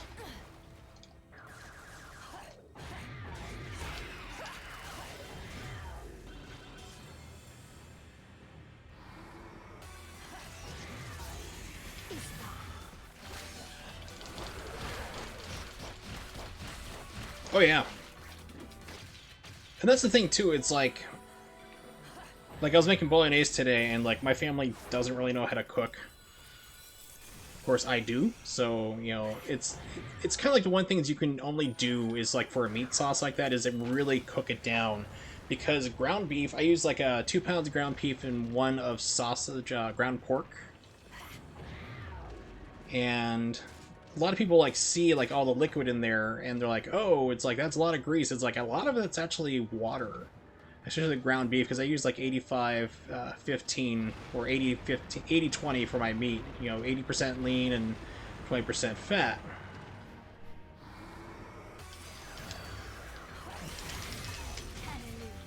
And it's like the only time you can really do that is a bolognese, definitely, because you keep cooking it for so long and you cook it in the sauce. Game, come on. It keeps giving me the hammer. It's like, I want the guns. There we go. So basically, you know, you cook it all there, get it all ground up, very small chunks, and then you get all that liquid in there. People are like, oh, it's grease, you know, drain it out. It's like, if you're making a bolognese, just keep cooking it. And eventually, after about 10 minutes or so, like, almost all that evaporates out. And then you can, like, you know, you start getting, like, a fond on the bottom, which is, like, that wonderful crust stuff. So you gotta do it, like, in a Dutch oven or something that you can form, you know, get stuff to scrape off the bottom. That's why I dump in probably about a good half a bottle of white wine and deglaze it and start cooking up that way and so forth. Yeah, 90-10 I've had before. I'm not really too fond of. It's, like, a little bit too lean for me. I usually find like 85-15 or you know, 80-20 is usually what I prefer for ground beef.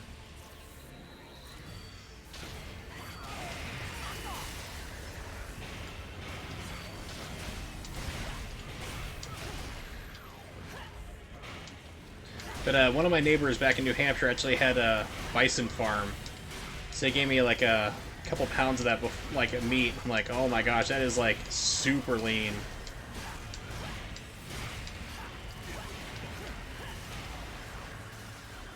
Yeah, technically you're not wrong on that, Nimix, but yes, the actual Dutch oven is actually a cooking device.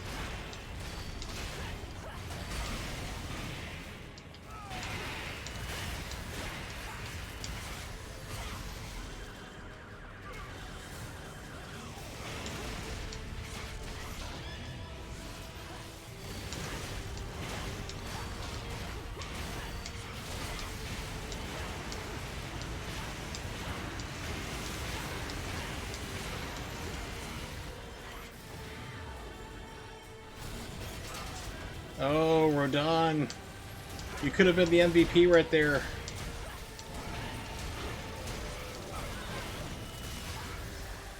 He did that stomp just like a split second too early. Yeah, 90-10 is pretty low fat. You know, of course it's 90% meat, 10% fat. So is my target by the looks of it. So it does tend to be, you know, leaner and like less greasy. It's not too bad for burgers and stuff, but if you want like really kind of juicy and more flavor to it, that's the way to go. Next payday. But everybody has their own taste. I know a guy who's like loves bison meat. He just loves that entirely. Doesn't like any grease whatsoever. It's like, well, that's your thing. That one intact. And told ground veal is a good meat sauces. Yeah, so yeah, veal is kind of hard to come across usually. You have to go to a butcher shop usually to find that. A good substitute still is just pork, ground pork. When I make meatballs, as like as you did tonight, I usually use half and half. Like I'll use like basically the ratio is like 1-1, so I'll use like 1 pound of beef and 1 pound of ground pork, and that gives it not only a good flavor, but also some juiciness and integrity as well. Pardon me. I also make some really good hamburgers that way too.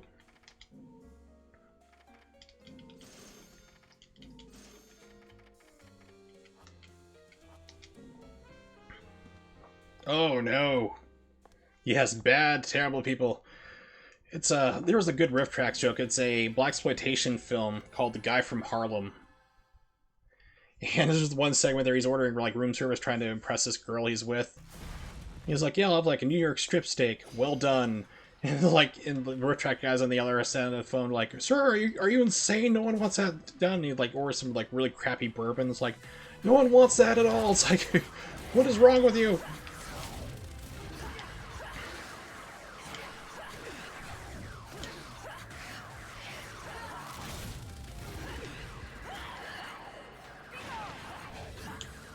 I hate when the game traps you into like combo strings you don't want to be in. And like this one's like it suddenly decided like, hey, we're gonna do the kick. Even if you dodge offset out, it just keeps going. It's like, I don't want this combo string.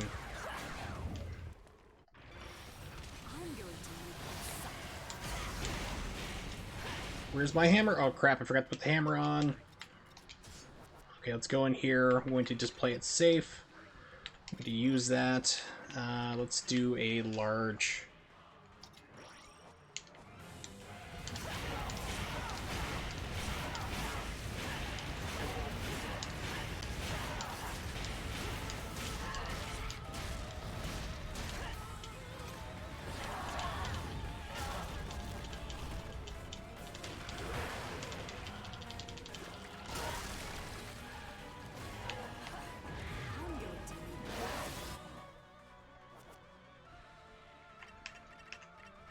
Let's use a big one.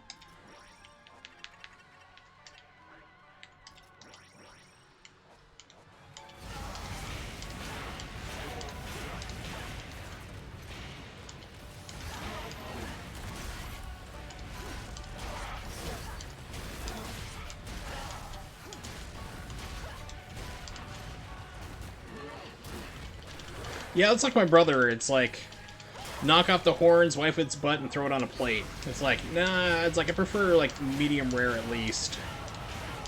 Medium rare, I can tolerate medium, because that happens. Sometimes if you're cooking it there, it just goes a little too far, it can happen. But yeah, my brother's like, it's like, he cooks steak like rare. It's like, I swear he just like threw it like a frisbee over top of the grill and just put it on a plate. I'm like, dude, you gotta cook it slightly. Alright, ask Squirrel's a question. You know those girls with the hot bod and then they turn around? Well, you know, yes, I know those girls here too, and I just have to say, you know, I'm not the best looking guy either, but beauty is only a light switch away, my friend. Remember that and you'll be happy. Of course, you're married, so your spouse might not like to hear me say that, but sorry. And also, you know, paper bags don't really work for the head thing anymore because those are like, they're hard to find, and you put a plastic bag over somebody's head, that's usually murder, according to the DA and the judge.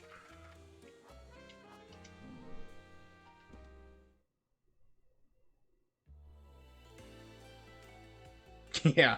So, yeah, like tuna is actually designed to be like that. You don't want to cook tuna all the way through. I mean, you want to get that outside you know, the outside sear onto it and still the raw in the middle. Especially good fatty tuna.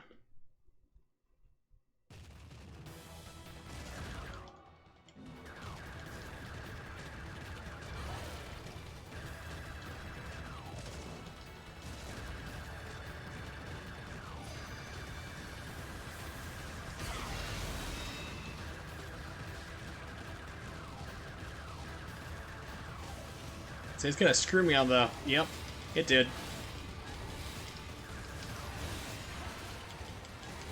I've never seen them spawn this late before. I didn't even know that was a thing, so... Yep, new ways of being screwed.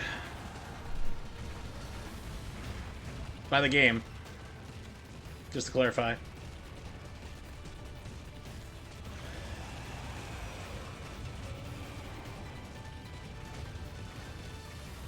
Yeah, pretty much bathing suits year-round. Except for the winter. I mean, you're going to discover in wintertime, T. Wallace, that, you know, it's going to be like 72 degrees. You're going to be just fine and perfect. And people are going to be walking around in jeans and heavy winter jackets, and they're freezing to death.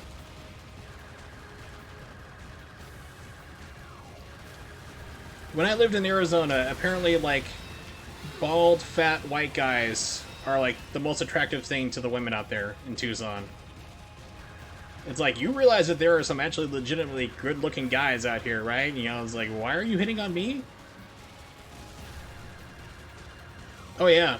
Humidity is, like, the only time you have to worry about it, like, right now you're in monsoon season, you're starting up into it. Because in Tucson, it would rain every single day in monsoon season at 5:10 every single day. During the monsoon, and it just comes down like buckets, so... And that's the only time you have humidity become a problem, just for a short period of time, and then after that it's back to like 10% humidity, if that. I mean, clouds in the sky are a rare thing in Arizona. Oh, that's alright, Nimix said that. My bad. I thought T-Wall said, the fun of trying to read and stream a fast-paced game here at the same time. Well, like I said, you should be getting that. Monsoon should be starting up very soon, Nimix. Or not Nimix, T. Wallace. God, I can't talk today at all. And I'm getting hosed.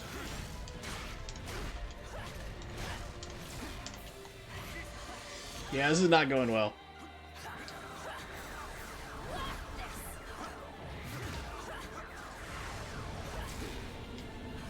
So let's try the hammer again. Nope.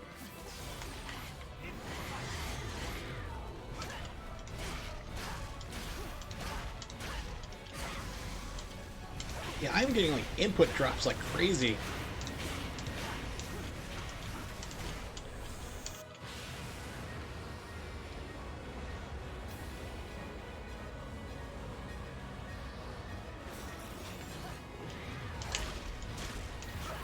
Like, yeah, but it's a dry heat. I'm like, so is your oven. I don't advocate it. I don't advocate living in there. Finally. Oh man, that fight was brutal. Oh, just wait until you get into the car. Like, you have like those sun visors you put up there on your windshield. You definitely want to do that because like it will destroy the dash of your car if you don't, especially during high heat. Because it'll be like 110, 115 degrees outside in the Phoenix area, and inside your car it's literally like 160, 170. Yeah, so if you have leather seats, God help you. It's like, oh, it's not gonna be fun. Alright. Yeah, people actually in the summertime have gotten third-degree burns by falling on sidewalks out in Arizona.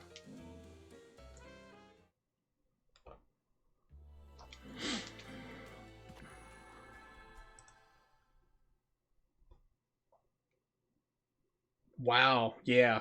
Another thing, too, is like air filters as well for your car. That's going to be a big thing to change often as well, probably about once a year now for you, because it's just, it gets crazy with all the dust. I mean, being in the desert, it will just clog that thing up ridiculously fast. Usually a good car, like an air filter on a car, will last a while, but out there in the desert, it gets gunked up real fast.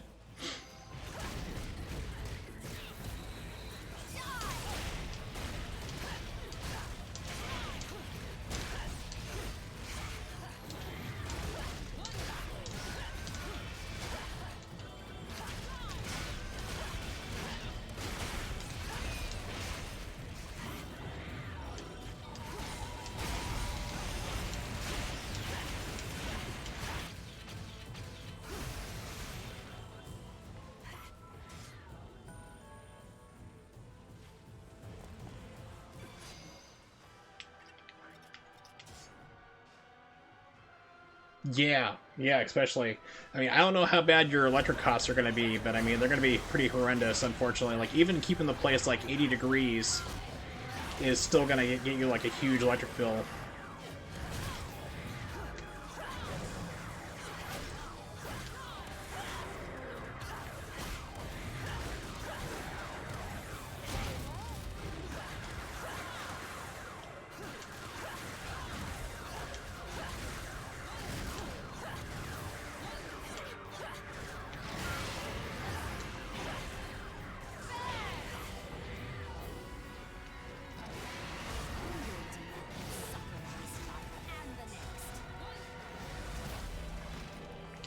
So do you have like a little window unit, or is it just like is it central air that you have to Wallace?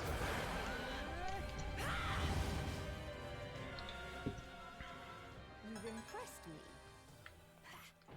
If you have like a little window unit, thing's gonna die.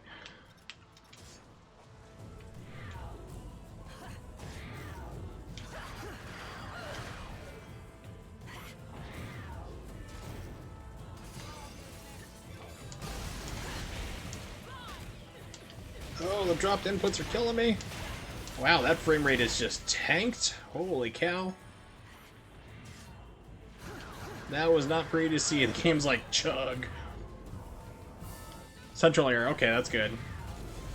Yeah, if you have like a little window unit, that thing's just gonna be like burning up. It's gonna be working non-stop. Yeah, I remember my first night in Arizona, it was like a rude awakening in Tucson. It's like we're out in the middle of the desert. And it's like, it's 95 degrees at 2 o'clock in the morning. I'm like, oh no.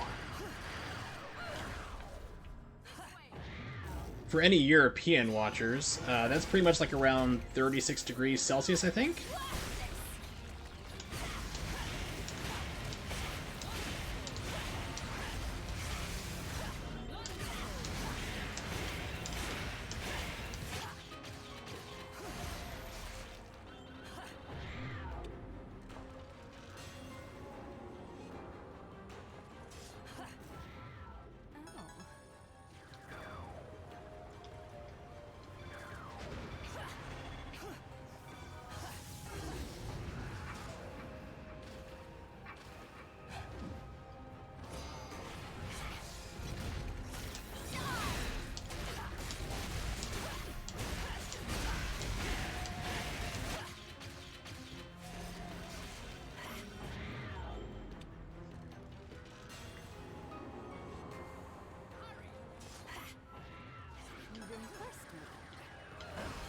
Yeah, for the weirdest thing too was also trying to adjust to like the norm of like having your air conditioning set to like 75 degrees.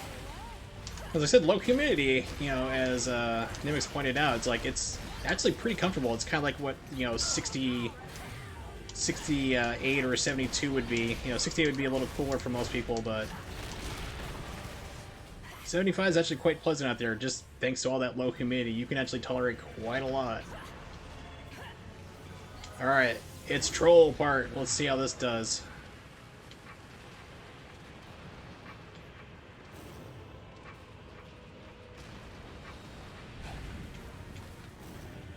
Actually played pretty nice. Awesome.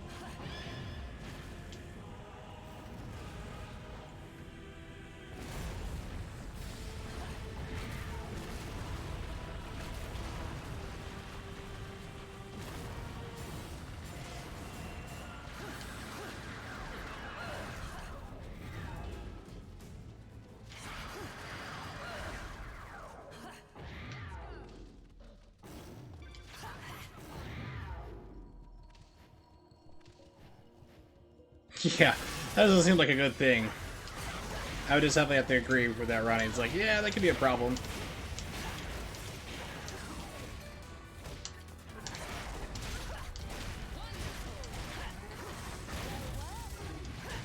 Also, I didn't know she was narcoleptic either. I had that temporarily. Like, I had temporary narcolepsy before, and that was not cool. It was really bizarre, because, like, all of a sudden you literally fall asleep in, like, the middle of nowhere. Like, in the middle of conversations, and, like, all of a sudden you start snoring. Or at least I snore, because I have horrible sleep apnea.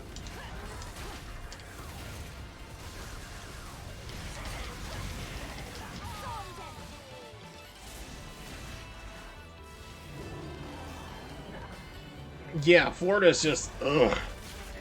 I had to go, I was in Orlando for 3 weeks, basically for a job. You know, they sent me to a call center out there.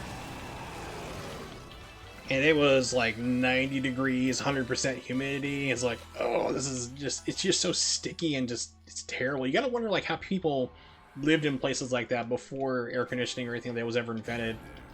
It's like, oh, it's just, it's miserable. Yeah, you can get like some kind of like home security thing to like to monitor people, but I mean, it's still not going to make her wake up. You just look at her sleep. Like, I'm watching you sleep. I love you. All right, let's see. Diplomacy is.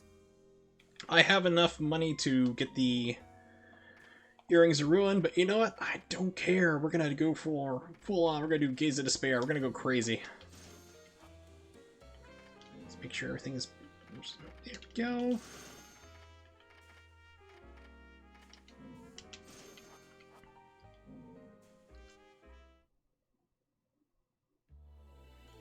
Yeah, so like, hey, let's like we're going out to like Universal Studios. You want to come? I'm like, no, no, thank you.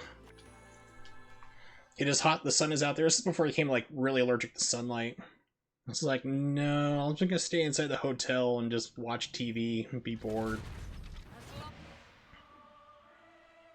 I've done the whole Disney World thing before anyway, and things like that. So I'm like, I wasn't missing anything.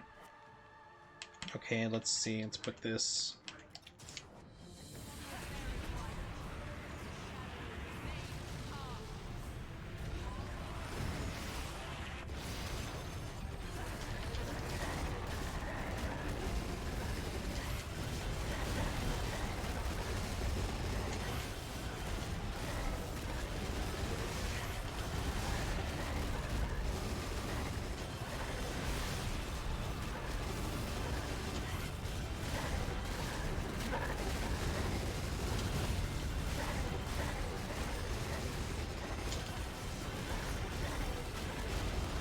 If you can land like Witch Time here, it's like you can really clean up.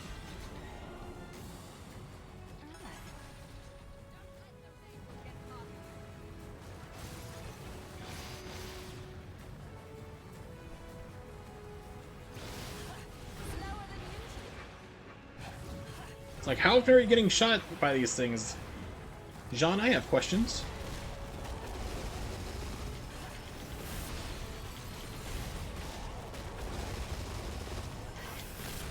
Oh, the game is not... It's like, screw you and your, yeah, screw your hit stun.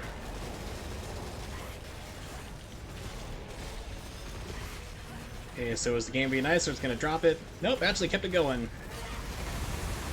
Thank you, game. Being a pal. Thank you for being a friend.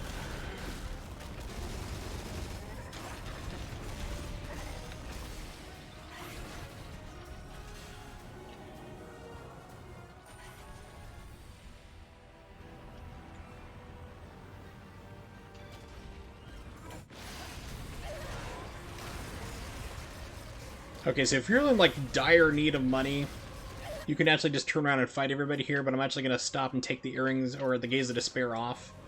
Because like the next two fights are just like crazy with it on. It's like the computer just goes full runaway mode, especially this upcoming fight right now. It will just like keep jumping around and launching missiles, and as soon as you get close to it, it's going to launch like more missiles again. So it's just better to kind of take it off for the second part.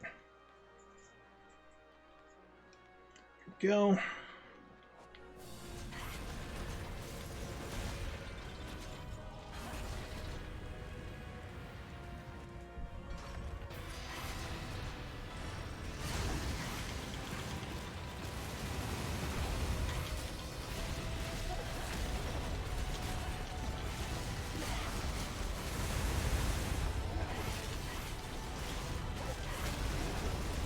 He is swinging like crazy. Stop it. I'm gonna have to use a yellow. I have never seen it go this crazy swinging before. It's like I just need to land something. Almost all the shots missed on that. Yeah, so if you like try to fight him with the Earrings of Ruin on, it just keeps doing that part like over and over. It just keeps leaping back and forth. And it's like, it's way too hard to try to land that fight in a speed run to do it with it on, so it can be done, but I mean, you just run the risk of it just full on trolling you, screwing your time over.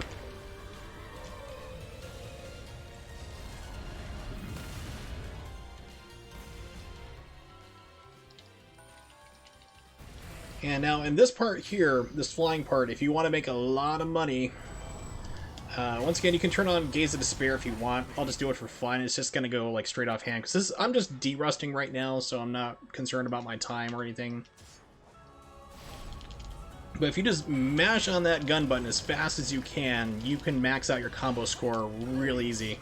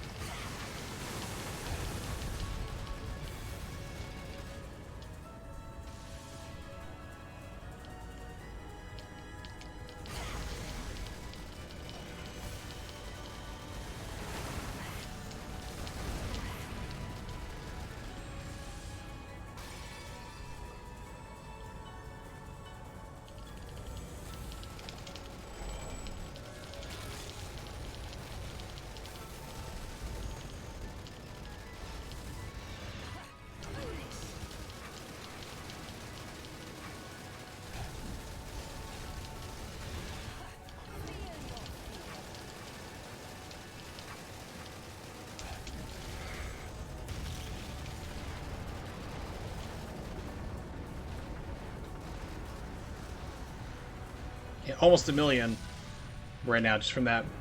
So basically I made about almost close to 600,000 on this level alone. This is the money-making level. Then run, walk forward, and just keep jamming on your gun. Use a red lollipop. There you go. I've had it before, like one time. You know, the crazy things that happen when you're streaming. And moved forward, got right into his face, and popped the red lollipop, my Umbran Climax, and it dodged every single shot. It's like the game was like, nope, we're not letting you land a single blow. I was like, you gotta be kidding me. Alright, so now I can get the Earrings of Ruin, which are amazing, which I could do anyway. I had enough money, but now I really do. Over 1 million halos.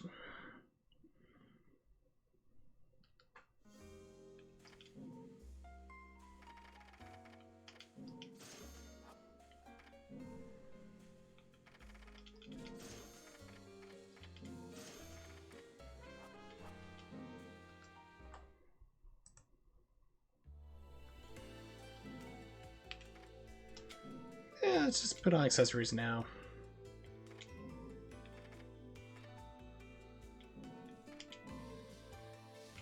Doesn't matter if you do it or in-game.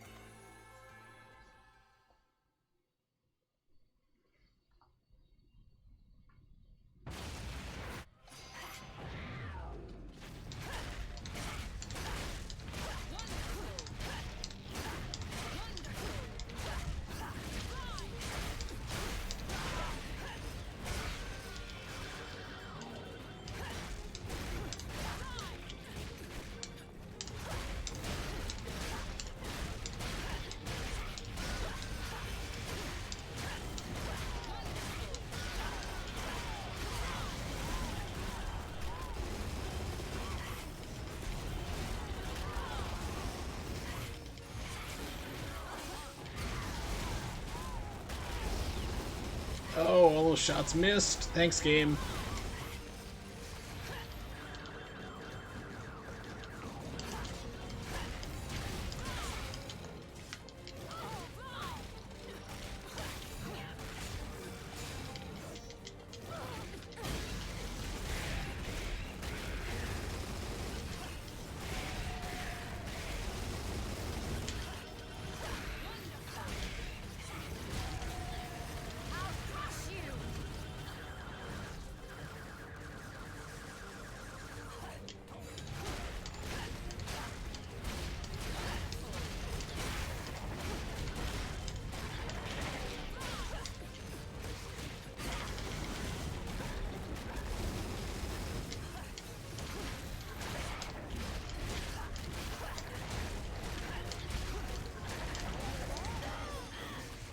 What hit me?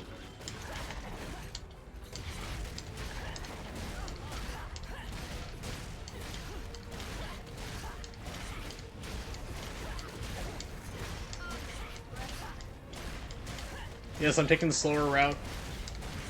Just practicing the hammer jump cancels. There we go.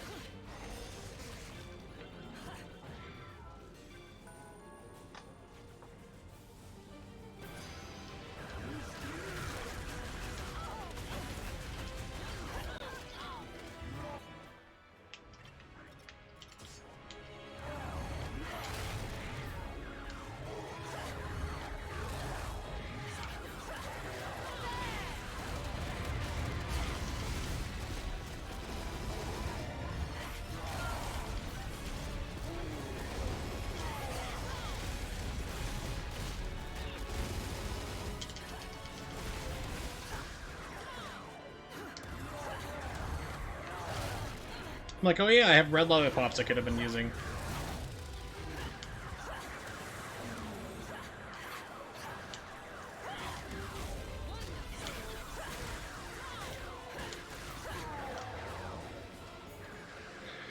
Oh well. So, Ronnie, if you're still around, did you get anything good grocery shopping? Probably some good snacks or something. I saw you got Japanese food, or I think it was Japanese food. Some kind of place that we don't have out here in Erie because Erie sucks.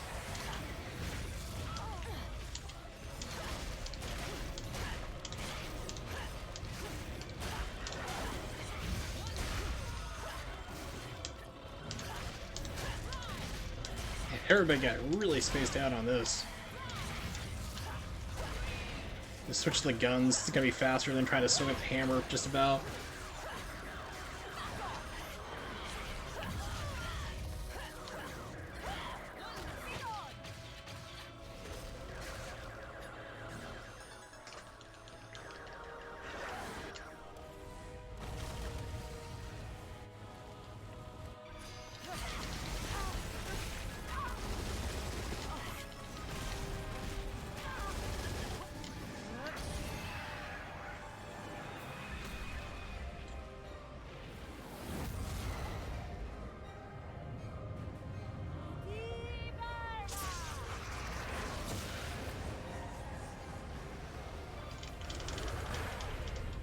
And headbutt. Excuse me.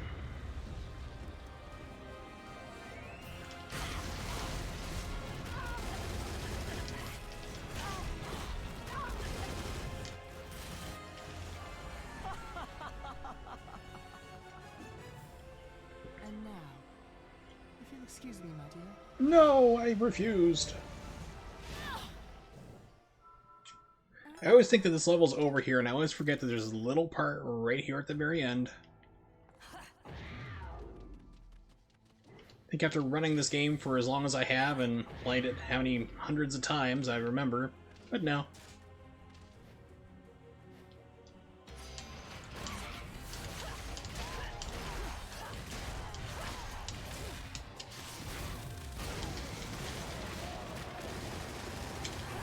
Got lucky and got them both there. Oh, that never happens. That was awesome.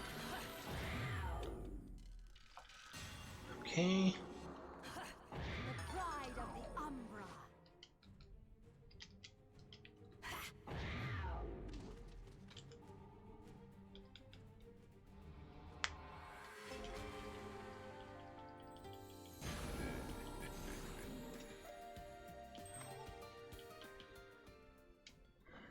Alright, so this is actually where I'm going to end this run. I'm not ending the stream.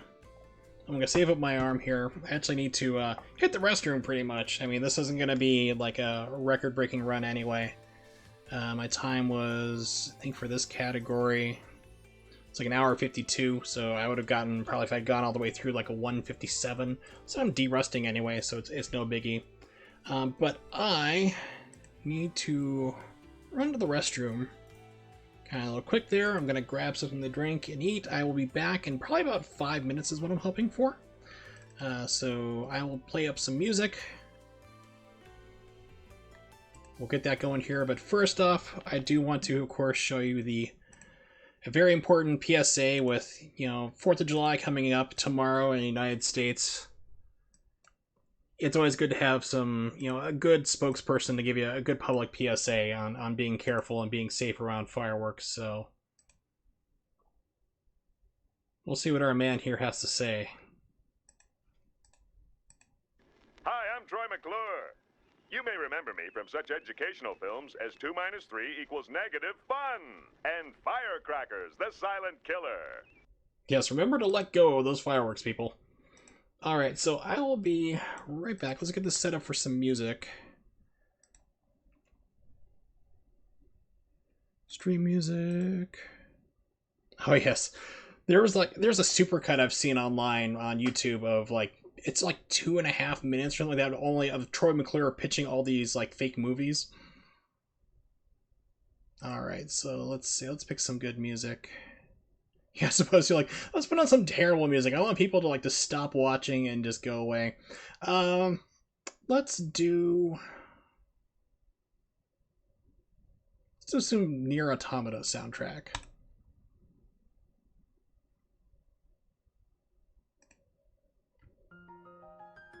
Alright, I'll be back as fast as I can, probably a couple minutes. Just hang tight.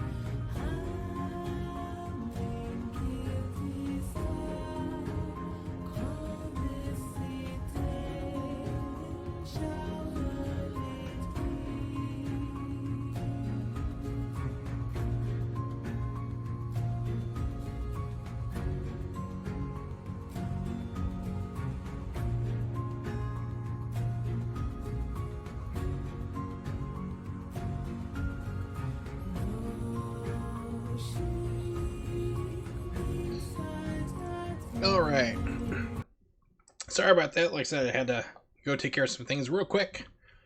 We are done with that. Pardon me. I'm gonna do another Bayonetta run. This time with Rosa. Now I'm getting a little more de-rusty. A little rust is falling off a little bit.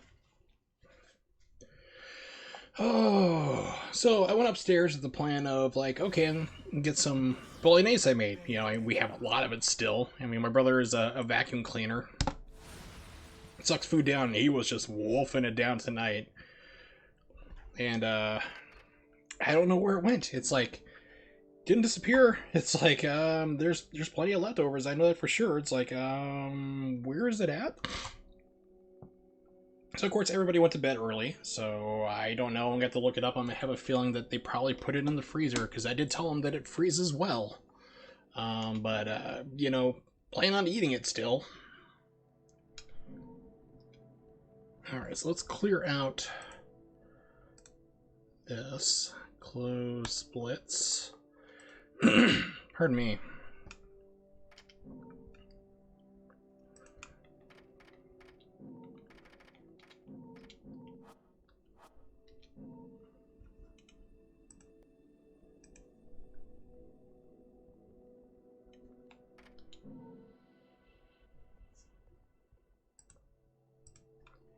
Alright, change character, Rosa. Pardon me.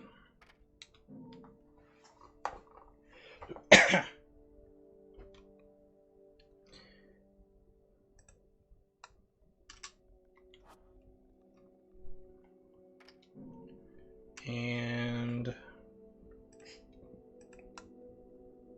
here we go. Excuse me.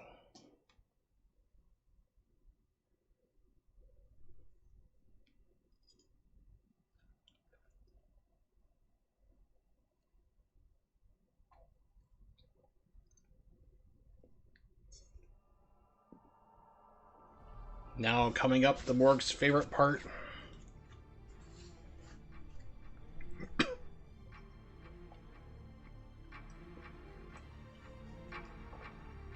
I'm seeing double. 4 roses. I've never made that joke before.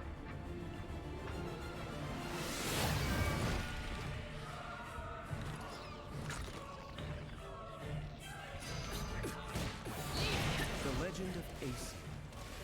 A legend from the dawn of time.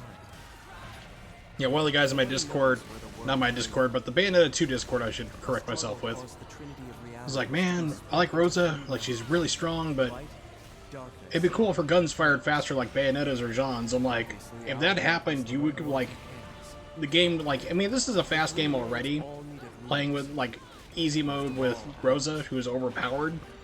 And the one that ruled the chaos. I'm like, if you had guns that fired as fast as Bayonetta's and Jean's defaults, it's like, you would be, like, bosses would die in, like, one punch string. You wouldn't be able to get a second punch off. It'd be fun. It'd be kind of a fun thing to do. I wonder if, like, you can modify that, increase the firing speed like an emulator or something if they ever develop a cheat tool or something for Simu. That'd be kind of fun to mess around with.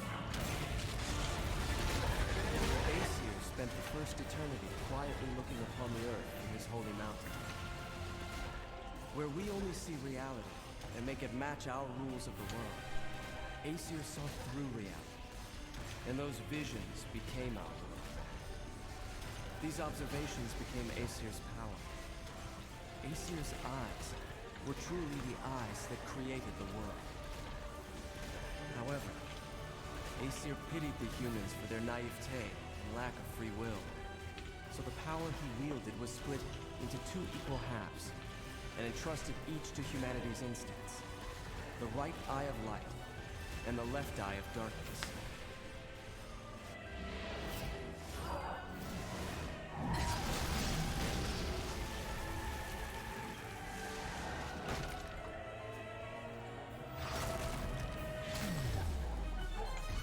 By dividing the power of the eyes of Aesir, humans gained free will. They could now choose.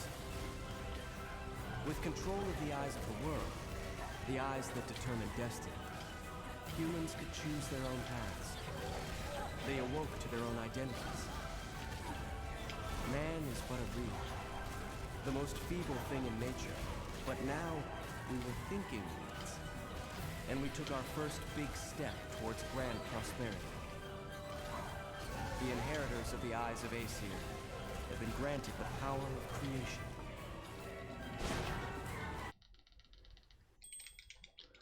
Okay, off to a good start so far. That can, of course, always change. Even though it's easy mode and I'm playing as Rosa, you can still screw this up pretty quickly.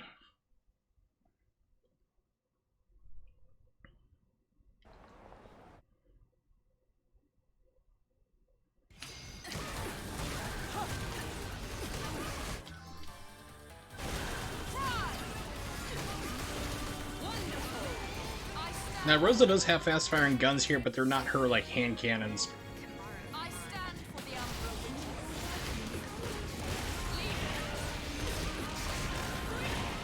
I stand for the Umbra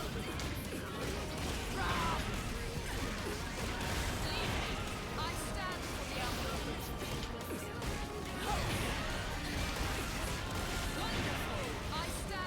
Umbra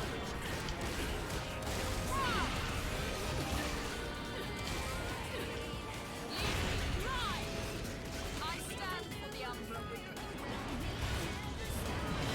Bad combo string, but oh well. I stand for the Umbra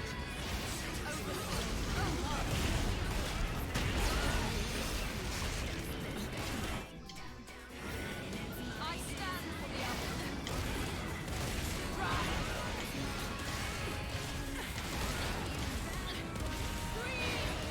I stand for the I stand for the I stand for the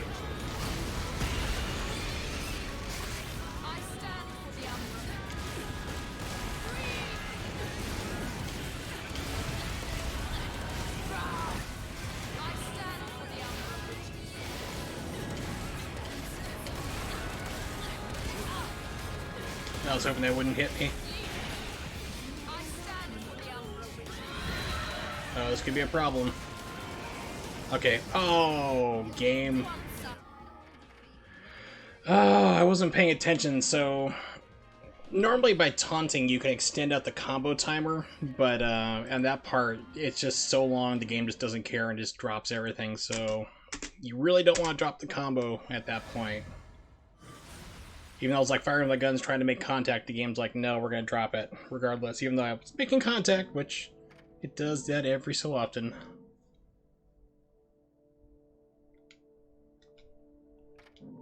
Try it again, that happens.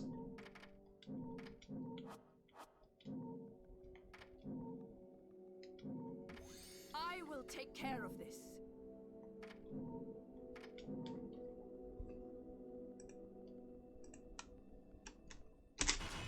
Alright, try it again. You gotta be really careful about that, like, situational awareness, which I did not have at that point in time.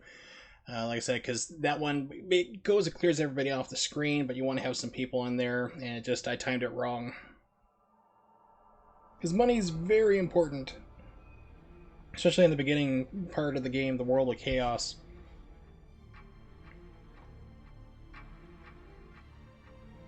Which is technically the second level of the game, but it doesn't care because this game's all over the place, and it's like, nope. You got Records of Time, then you got the prologue. Then we're going to make you do other things. Then we'll do Chapter 1, which is the third level in the game. The legend of Aesir. A legend from the dawn of time. Nobody knows where the world came from. A struggle caused the trinity of realities to be split into three realms: light, darkness, and chaos. Obviously, our world was the one born from chaos. The three worlds all needed rulers, most of all ours. And the one that ruled the chaos became known as Aesir.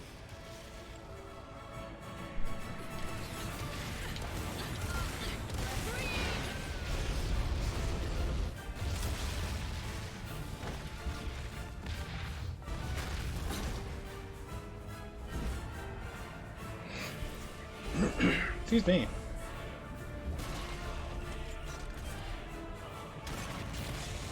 Alright. Aesir spent the first eternity quietly looking upon the earth from his holy mountain, where we only see reality and make it match our rules of the world.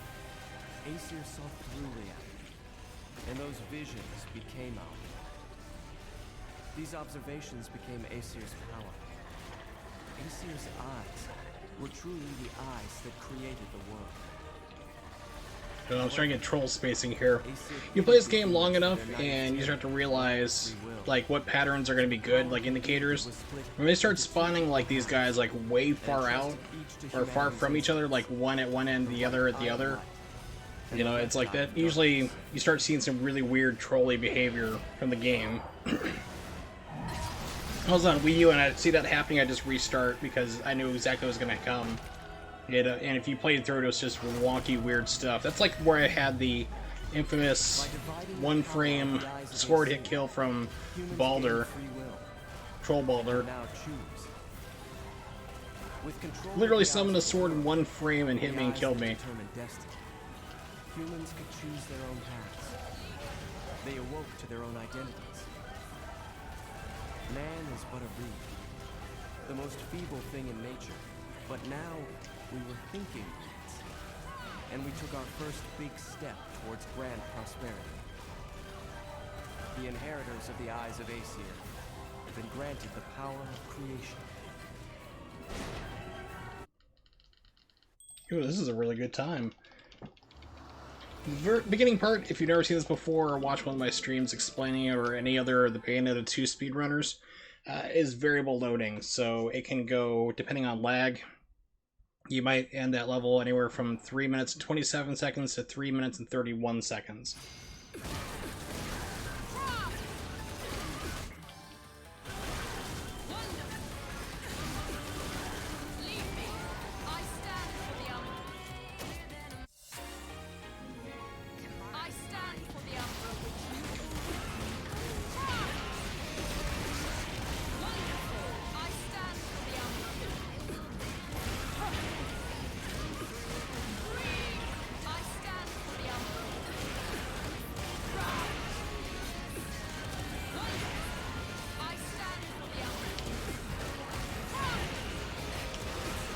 You also want to avoid getting witch time as much as possible, because even though it slows things down, like, you know, they give you time to hit the enemies, you are losing time because the game's slowed down. So you're just adding more time to your clock, which isn't the best.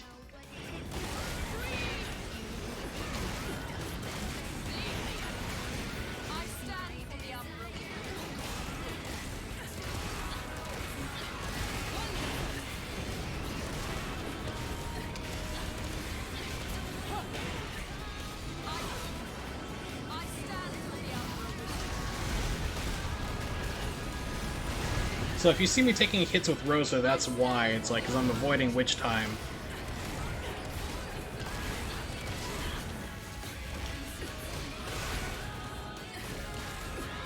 Okay, this is better. So this time the combo's not going to drop.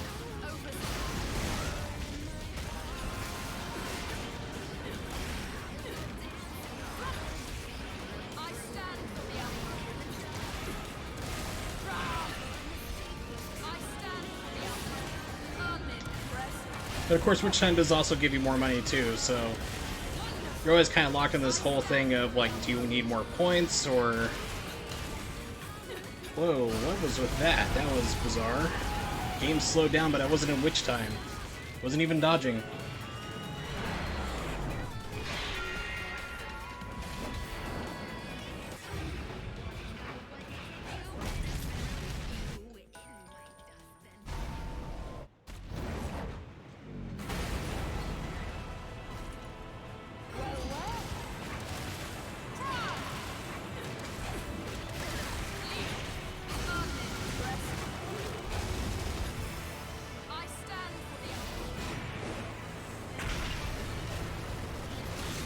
Interesting, he didn't keep the taunt.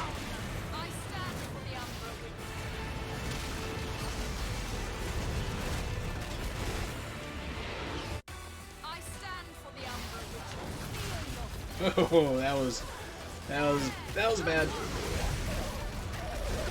that was me.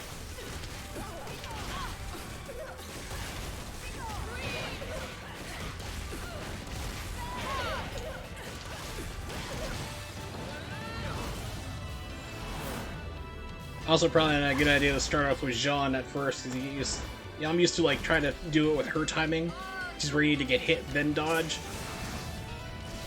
Not what you do with Bayonetta and Rosa. I mean, you can if you have the bat within, which is like the last second save, which is how you do it, but at this point in the game, you do not have it yet. No buenas. By the way, let me know if the audio needs to be readjusted, because I moved it around the slider for when I was playing music while I had to take a quick break.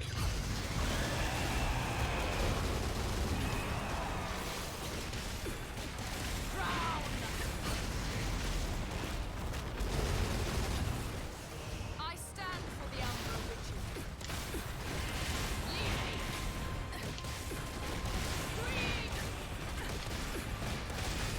So is it too loud or what? Oh, okay. It's like, if it's too loud, it's like, shouldn't be, I didn't touch the mic, but I can change that. I stand for the Umbra Witches, overseers of darkness.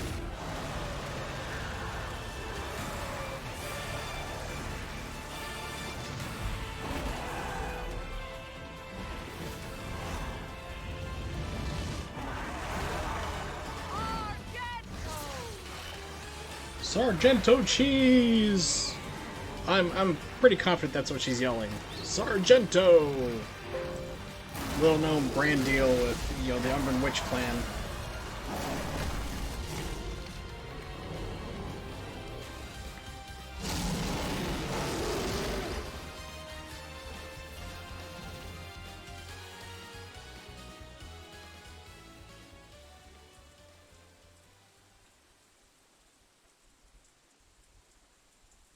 Nothing can contain me.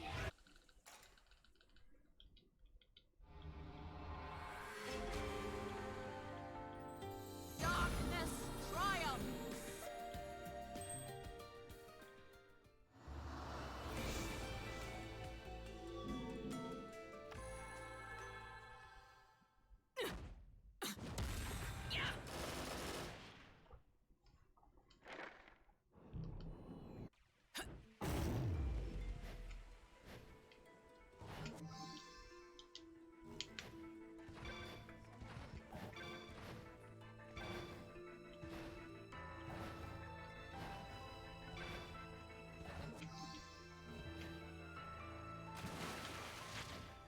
Oh, that was not good.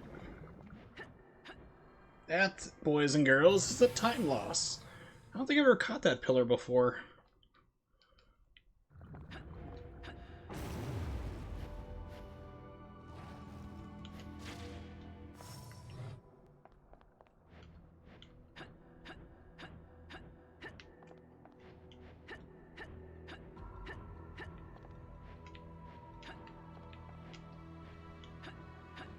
Okay, better than before.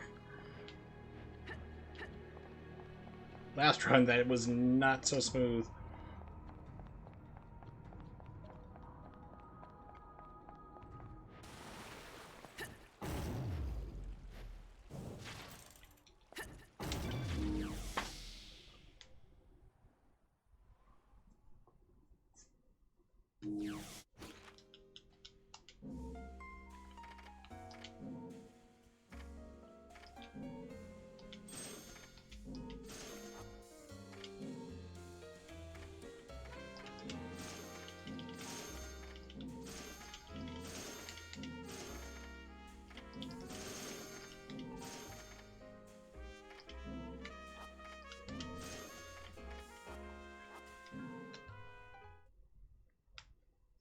All spot magic again. I'm like, no. Don't need magic, you got 2 rows of it.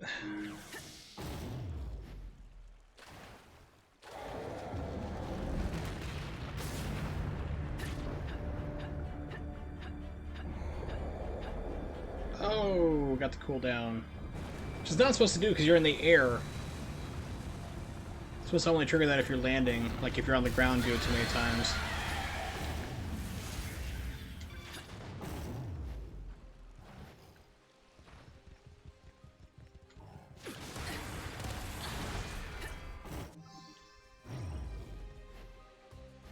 It's like, I don't need to get the Midas touch.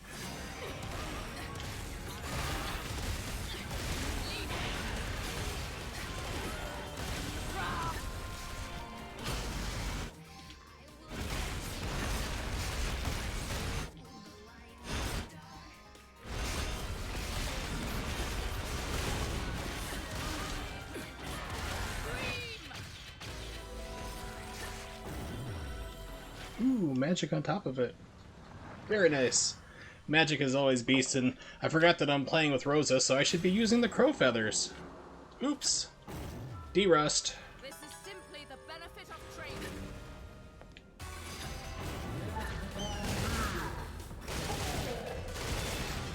Yeah, that's much faster.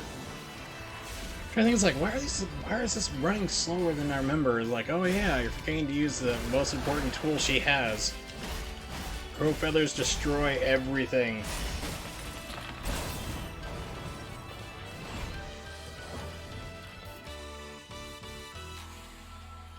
Darkness is the absence of light. I can't be free.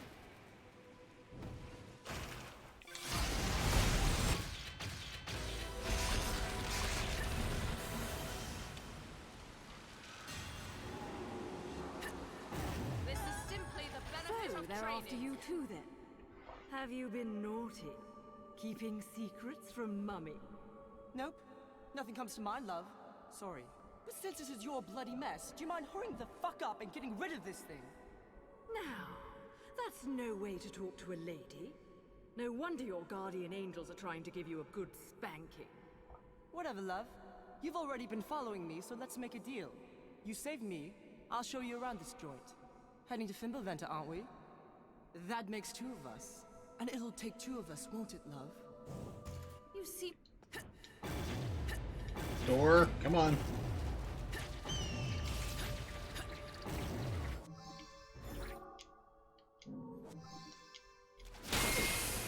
Oh, that was interesting.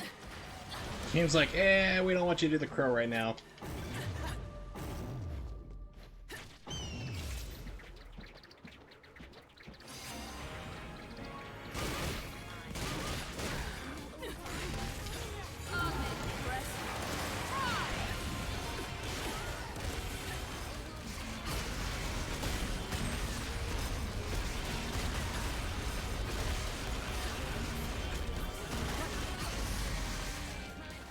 I stand for the Umbra Witches. Oversee. And drop the combo. How nice. Thanks, game. Oh my.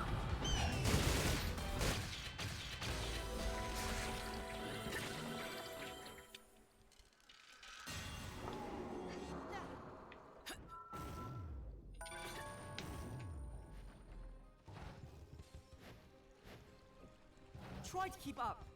Hey, wait!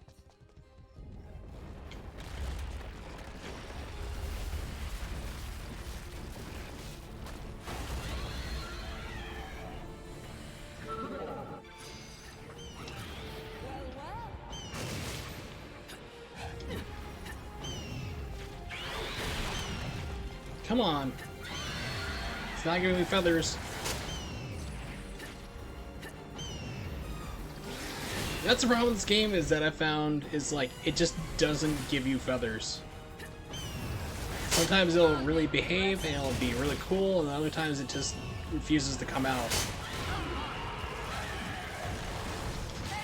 It's acting weird. It's like I said, I probably should have restarted it back when I noticed it was a bad pattern where weird stuff happens. So I guess I can't be too surprised, and for whatever reason they turn up the gravity in that part, which is why it's so hard to stay in the air to get the crow feathers to begin with.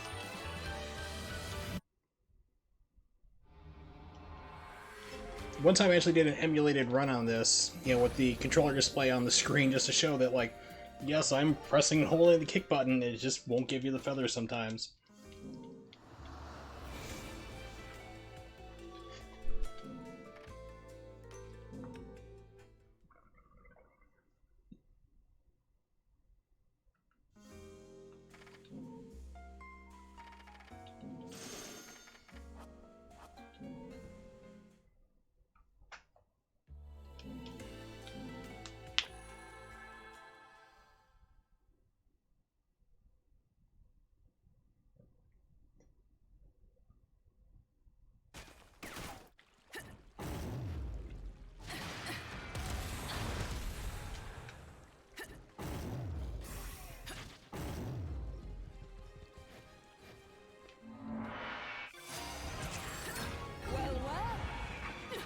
Okay.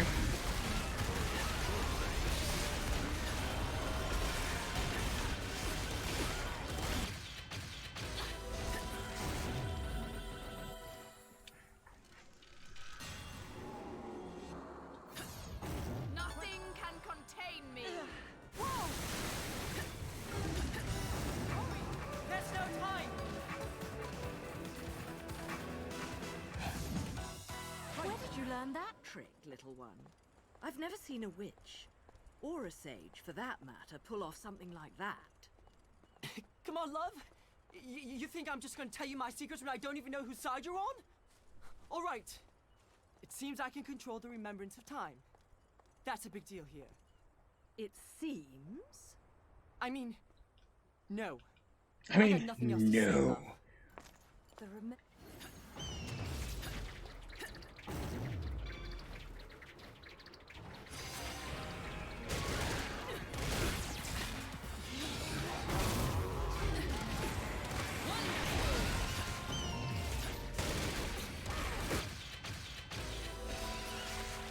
This is simply the benefit of training. Yeah, I'm getting some like weird audio with the crow feathers. They're usually kind of loud, but not that loud. It's kind of like they're popping like.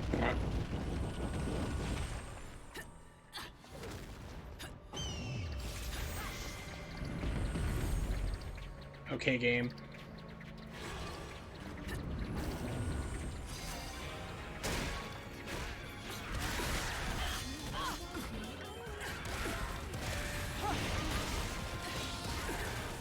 Leave me.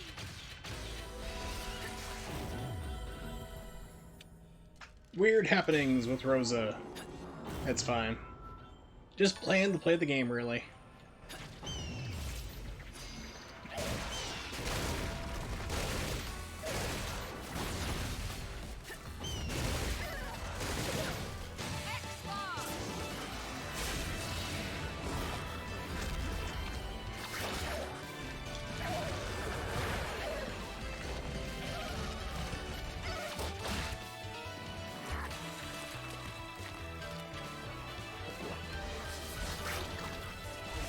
Darkness is the absence of light.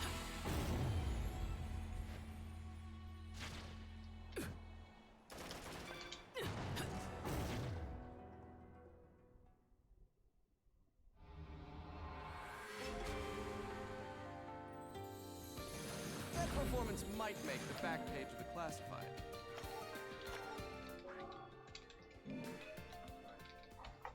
All right.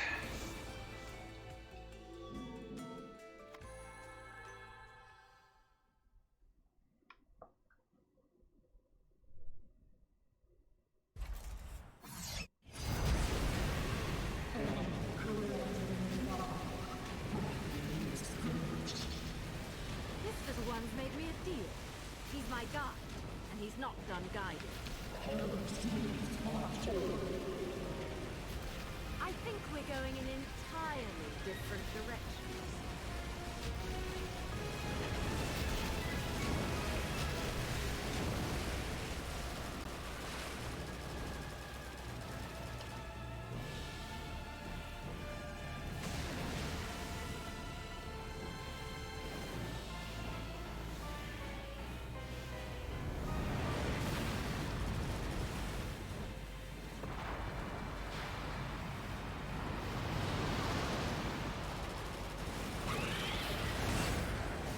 Yes, that hit is intentional.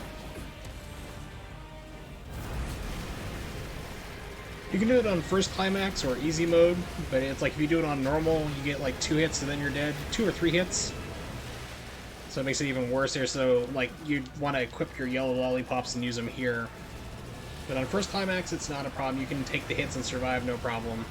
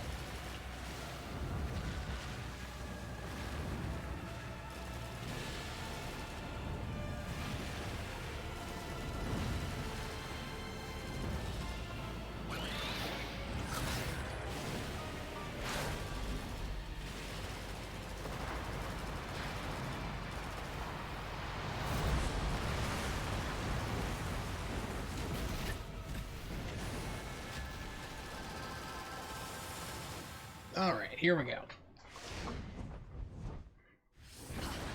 Platinum loves their flying segments.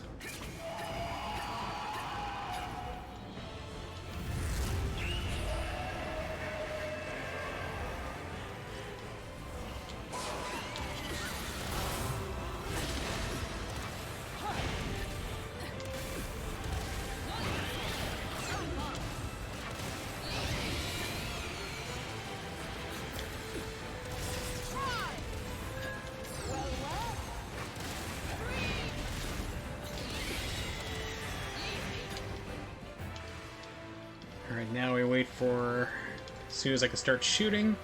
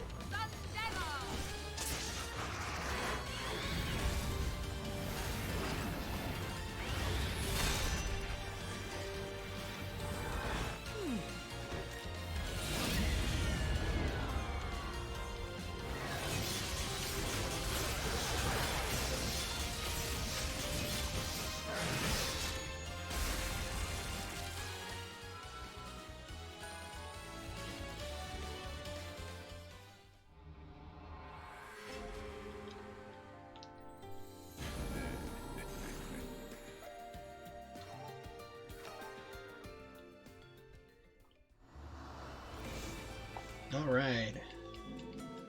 Yeah, we'll see what